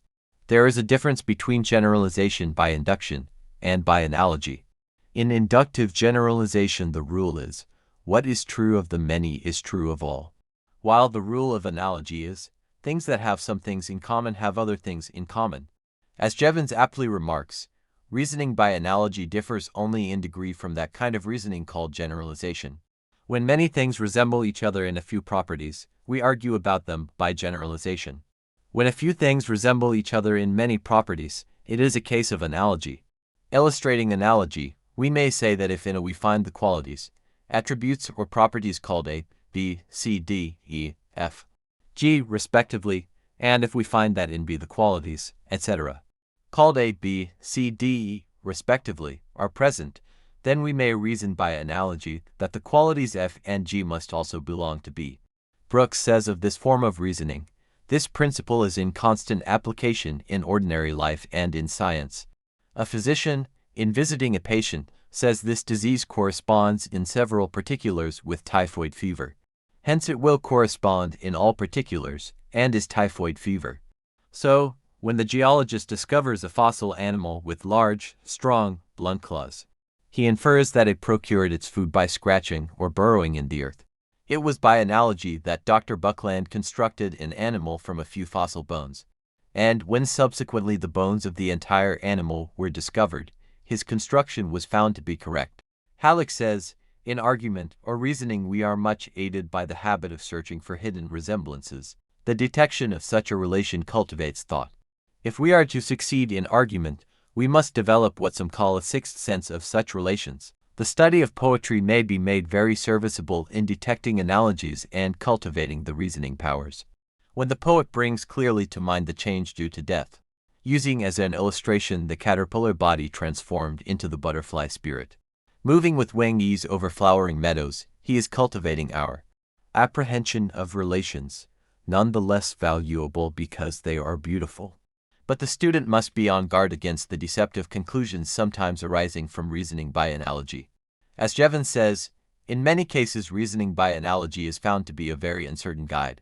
In some cases, unfortunate mistakes are made. Children are sometimes killed by gathering and eating poisonous berries, wrongly inferring that they can be eaten, because other berries, of a somewhat similar appearance, have been found agreeable and harmless. Poisonous toadstools are occasionally mistaken for mushrooms, especially by people not accustomed to gathering them. In Norway, mushrooms are seldom seen, and are not eaten. But when I once found a few there and had them cooked at an inn, I was amused by the people of the inn, who went and collected toadstools and wanted me to eat them also. This was clearly a case of mistaken reasoning by analogy. Even brute animals reason in the same way in some degree. The beaten dog fears every stick, and there are few dogs which will not run away when you pretend to pick up a stone, even if there be no stone to pick up. Halleck says, many false analogies are manufactured, and it is excellent thought training to expose them. The majority of people think so little that they swallow these false analogies, just as newly fledged robins swallow small stones dropped into their open mouths. This tendency to think as others do must be resisted somewhere along the line, or there can be no progress. Brooks says, the argument from analogy is plausible, but often deceptive. Thus to infer that since American swans are white, the Australian swan is white, gives a false conclusion, for it is really black. So to infer that because John Smith has a red nose and is a drunkard, then Henry Jones, who also has a red nose, is also a drunkard, would be a dangerous inference. Conclusions of this kind drawn from analogy are frequently fallacious. Regarding the rule for reasoning from analogy, Jevons says, there is no way in which we can really assure ourselves that we are arguing safely by analogy. The only rule that can be given is this: that the more closely two things resemble each other, the more likely it is that they are the same in other respects, especially in points closely connected with those observed. In order to be clear about our conclusions, we ought in fact never to rest satisfied with mere analogy, but ought to try to discover the general laws governing the case. In analogy, we seem to reason from one fact to another fact without troubling ourselves either with deduction or induction. But it is only by a kind of guess that we do so. It is not really conclusive reasoning. We ought properly to ascertain what general laws of nature are shown to exist by the facts observed, and then infer what will happen according to these laws. We find that reasoning by analogy is not to be depended upon, unless we make such an inquiry into the causes and laws of the things in question, that we really employ inductive and deductive reasoning. Along the same lines, Brooks says, the inference from analogy, like that from induction, should be used with caution. Its conclusion must not be regarded as certain, but merely as reaching a high degree of probability. The inference from a part to a part, no more than from a part to the whole, is attended with any rational necessity. To attain certainty, we must show that the principles which lie at the root of the process are either necessary laws of thought or necessary laws of nature, both of which are impossible. Hence analogy can pretend to only a high degree of probability. It may even reach a large degree of certainty, but it never reaches necessity. We must, therefore, be careful not to accept any inference from analogy as true, until it is proved to be true by actual observation and experiment, or by such an application of induction as to remove all reasonable doubt. Chapter 19. Fallacies. A fallacy is an unsound argument or mode of arguing, which, while appearing to be decisive of a question, is in reality not so. An argument or proposition apparently sound, but really fallacious.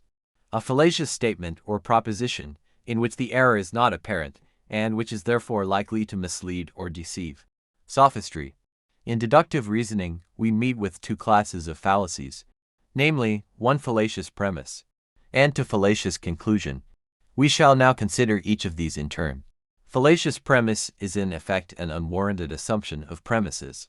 One of the most common forms of this kind of fallacy is known as begging the question, the principle of which is the assumption of a fundamental premise which is not conceded, the unwarrantable assumption of that which is to be proved, or the assumption of that by which it is to be proved, without proving it. Its most common form is that of boldly stating some unproven fact, authoritatively and positively, and then proceeding to use the statement as the major premise of the argument, proceeding logically from that point. The hearer perceiving the argument proceeding logically often fails to remember that the premise has been merely assumed, without warrant and without proof and omitting the hypothetical if.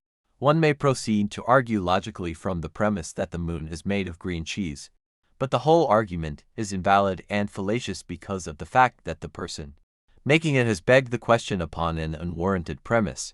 Hyslop gives a good example of this form of fallacy in the case of the proposition church and state should be united. Proof being demanded, the advocate proceeds to beg the question as follows: good institutions should be united. Church and state are good institutions. Therefore, church and state should be united. The proposition that good institutions should be united is fallacious, being merely assumed and not proven. The proposition sounds reasonable, and few will feel disposed to dispute it at first. But a little consideration will show that while some good institutions may well be united, it is not a general truth that all should be so. Begging the question also often arises from giving a name to a thing, and then assuming that we have explained the thing. This is a very frequent practice with many people. They try to explain by merely applying names. An example of this kind is had in the case of the person who tried to explain why one could see through a pane of glass by saying because it is transparent, or when one explains that the reason a certain substance breaks easily is because it is brittle. Molière makes the father of a dumb girl ask why his daughter is dumb. The physician answers, nothing is more easy than to explain it. It comes from her having lost the power of speech. Yes, yes, objects the father, but the cause, if you please, why she has lost the power of speech. The physician gravely replies, all our best authors will tell you that it is the impeding of the action of the tongue. Jevons says, the most frequent way, perhaps, in which we commit this kind of fallacy is to employ names which imply that we disapprove of something, and then argue that because it is such and such, it must be condemned.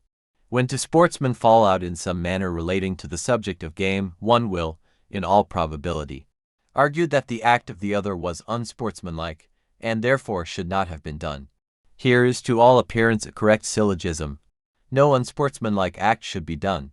John Robinson's act was unsportsmanlike, therefore, John Robinson's act should not have been done. This is quite correct in form, but it is evidently the mere semblance of an argument. Unsportsmanlike means what a sportsman should not do. The point to be argued was whether the act fell within the customary definition of what was unsportsmanlike. Arising from begging the question, and in fact a class of the latter, is what is called reasoning in a circle. In this form of fallacy one assumes as proof of a proposition the proposition itself, or uses the conclusion to prove the premise. For instance, this man is a rascal because he is a rogue, and he is a rogue because he is a rascal. Or, it is warm because it is summer, and it is summer because it is warm. Or he never drinks to excess, because he is never intemperate in drinking. Brooks says, thus to argue that a party is good because it advocates good measures, and that certain measures are good because they are advocated by so excellent a party, is to reason in a circle.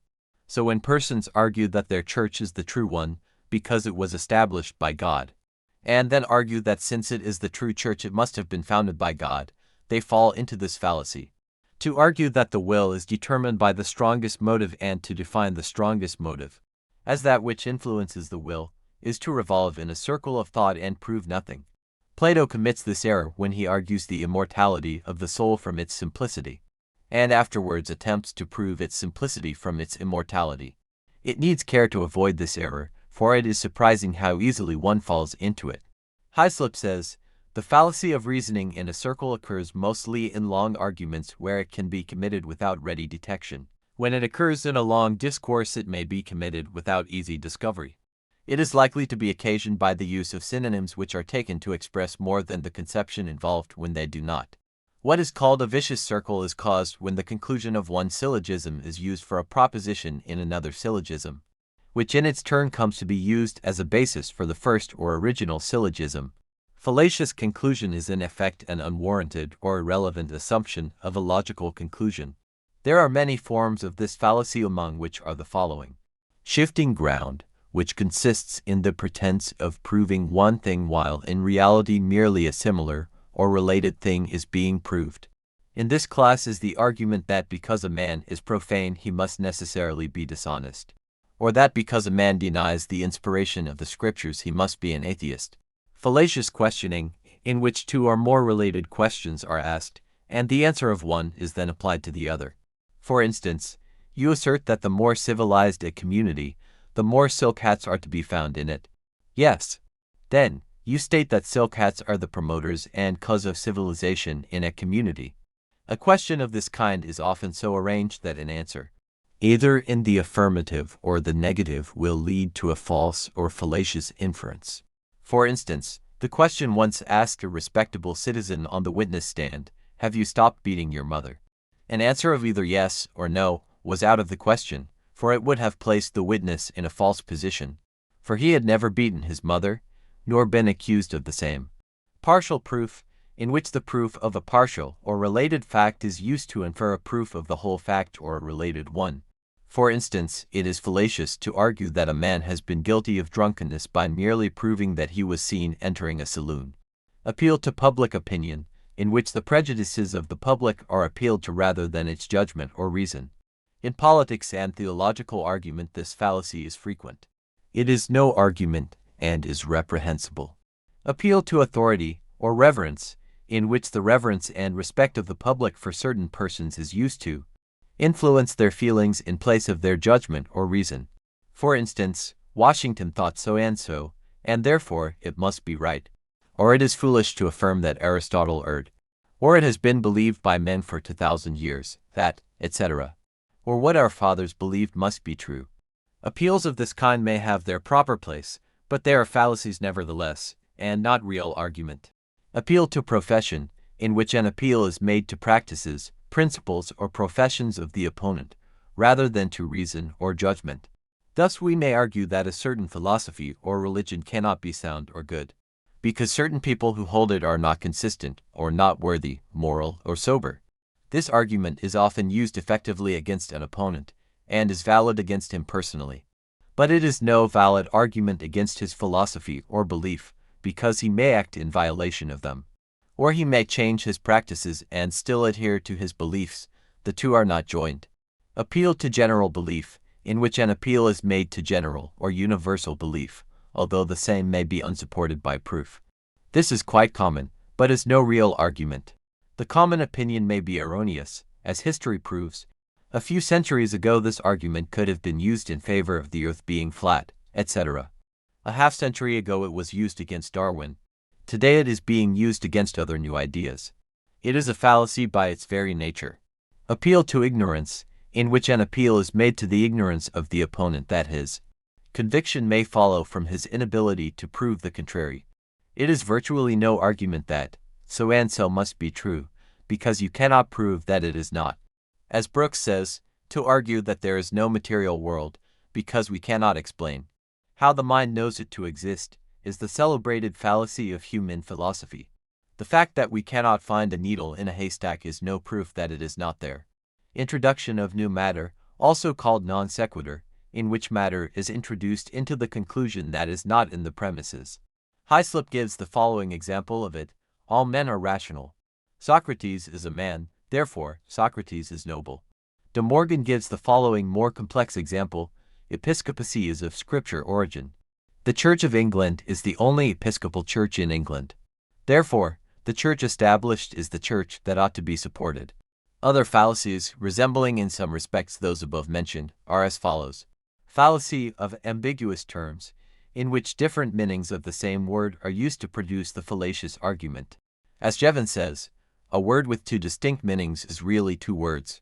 Confusion between collective and general meanings of a term, of which Jevons says, it would be obviously absurd to argue that because all the books in the British Museum Library are sure to give information about King Alfred, therefore any particular book will be sure to give it. By all the books in the British Museum Library, we mean all taken together. There are many other cases where the confusion is not so evident, and where great numbers of people are unable to see the exact difference.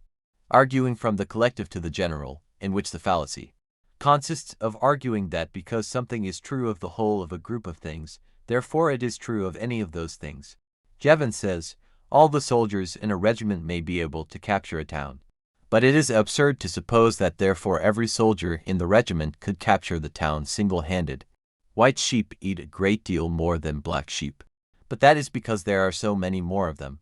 uncertain meaning of a sentence, from which confusion arises and fallacious argument may spring. Jevons says, there is a humorous way of proving that a cat must have 3 tails, because a cat has 1 tail more than no cat. And no cat has 2 tails. Therefore, any cat has 3 tails. Here the fallacy rests upon a punning interpretation of no, proving the wrong conclusion, in which the attempt to confuse conclusions is made, with the result that some people will imagine that the case is established.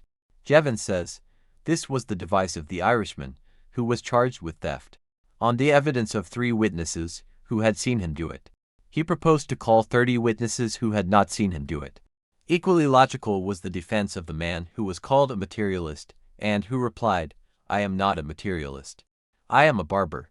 Fallacy of unsuccessful argument, in which is attempted the illogical conclusion, that because a certain argument has failed the opposite conclusion is proven. This fallacy is quite common, especially in cases of juries. One side fails to prove certain contentions, and the jury leaps to the conclusion that the opposite contention must be correct. This is clearly fallacious, for there is always the possibility of a third explanation. In the case of a claim of alibi, juries are apt to fall into this fallacy. The failure of the attempt to establish an alibi is often held to be in the nature of proof of the guilt of the accused. Old trial lawyers assert that a failure to establish a claimed alibi tends to injure the chance of the accused more than direct evidence against him. Yet, as all logical reasoners will see, there is no logical validity in any such inference. As Jevons has well said, no number of failures in attempting to prove a proposition really disprove it. At the end of each failure, the case simply stands in the same position as before the attempt, i.e., not proven. All violations of the rules of the syllogism constitute fallacies, as may be seen by forming a syllogism in violation of one or more of the rules. The logicians, particularly those of ancient times, took great pains to discover and name new variations of fallacies, many of which were hair-splitting in nature and not worthy of being considered seriously. Some of those which we have enumerated may possibly be open to the same criticism, but we have omitted many of the worst offenders against practical common sense. An understanding of the fundamental laws of reasoning is sufficient to expose and unmask all fallacies, and such understanding is far more valuable than the memorizing of the names of hair-splitting fallacies which would not deceive a child. In addition to the above stated fallacies of deductive reasoning, there are other fallacies which are met with in inductive reasoning. Let us briefly consider them. Hasty and false generalization is a common fallacy of this class. Persons sometimes see certain qualities in a few individuals of a class, and mistakenly infer that all the individuals in that class must possess these same qualities. Travelers frequently commit this fallacy. Englishmen visiting the United States for a few weeks have been known to publish books upon their return home, making the most ridiculous generalizations regarding the American people, their assertions being based upon the observation of a few scattered individuals, often not at all representative. Americans traveling abroad commit similar errors. A flying trip through a country does not afford the proper opportunity for correct generalization. As Brooks says, no hypothesis should be accepted as true until the facts are so numerous that there can be no doubt of its being proved. Fallacies of observation result from incorrect methods of observation, among which may be mentioned the following. 1. Careless observation, or inexact perception and conception. 2. Partial observation, in which one observes only a part of the thing or fact, omitting the remainder, and thus forming an incomplete and imperfect concept of the thing or fact. 3. Neglect of exceptions and contradictory facts, in which the exceptions and contradictory facts are ignored, thereby giving undue importance to the observed facts. 4. Assumption of facts which are not real facts, or the assumption of the truth of things which are untrue. 5. Confusing of inferences with facts, which is most unwarrantable. Fallacies of mistaken cause result from the assumption of a thing as a cause, when it is not so, of which the following are familiar examples. Substituting the antecedent for the cause, which consists in assuming a mere antecedent thing for a cause of another thing.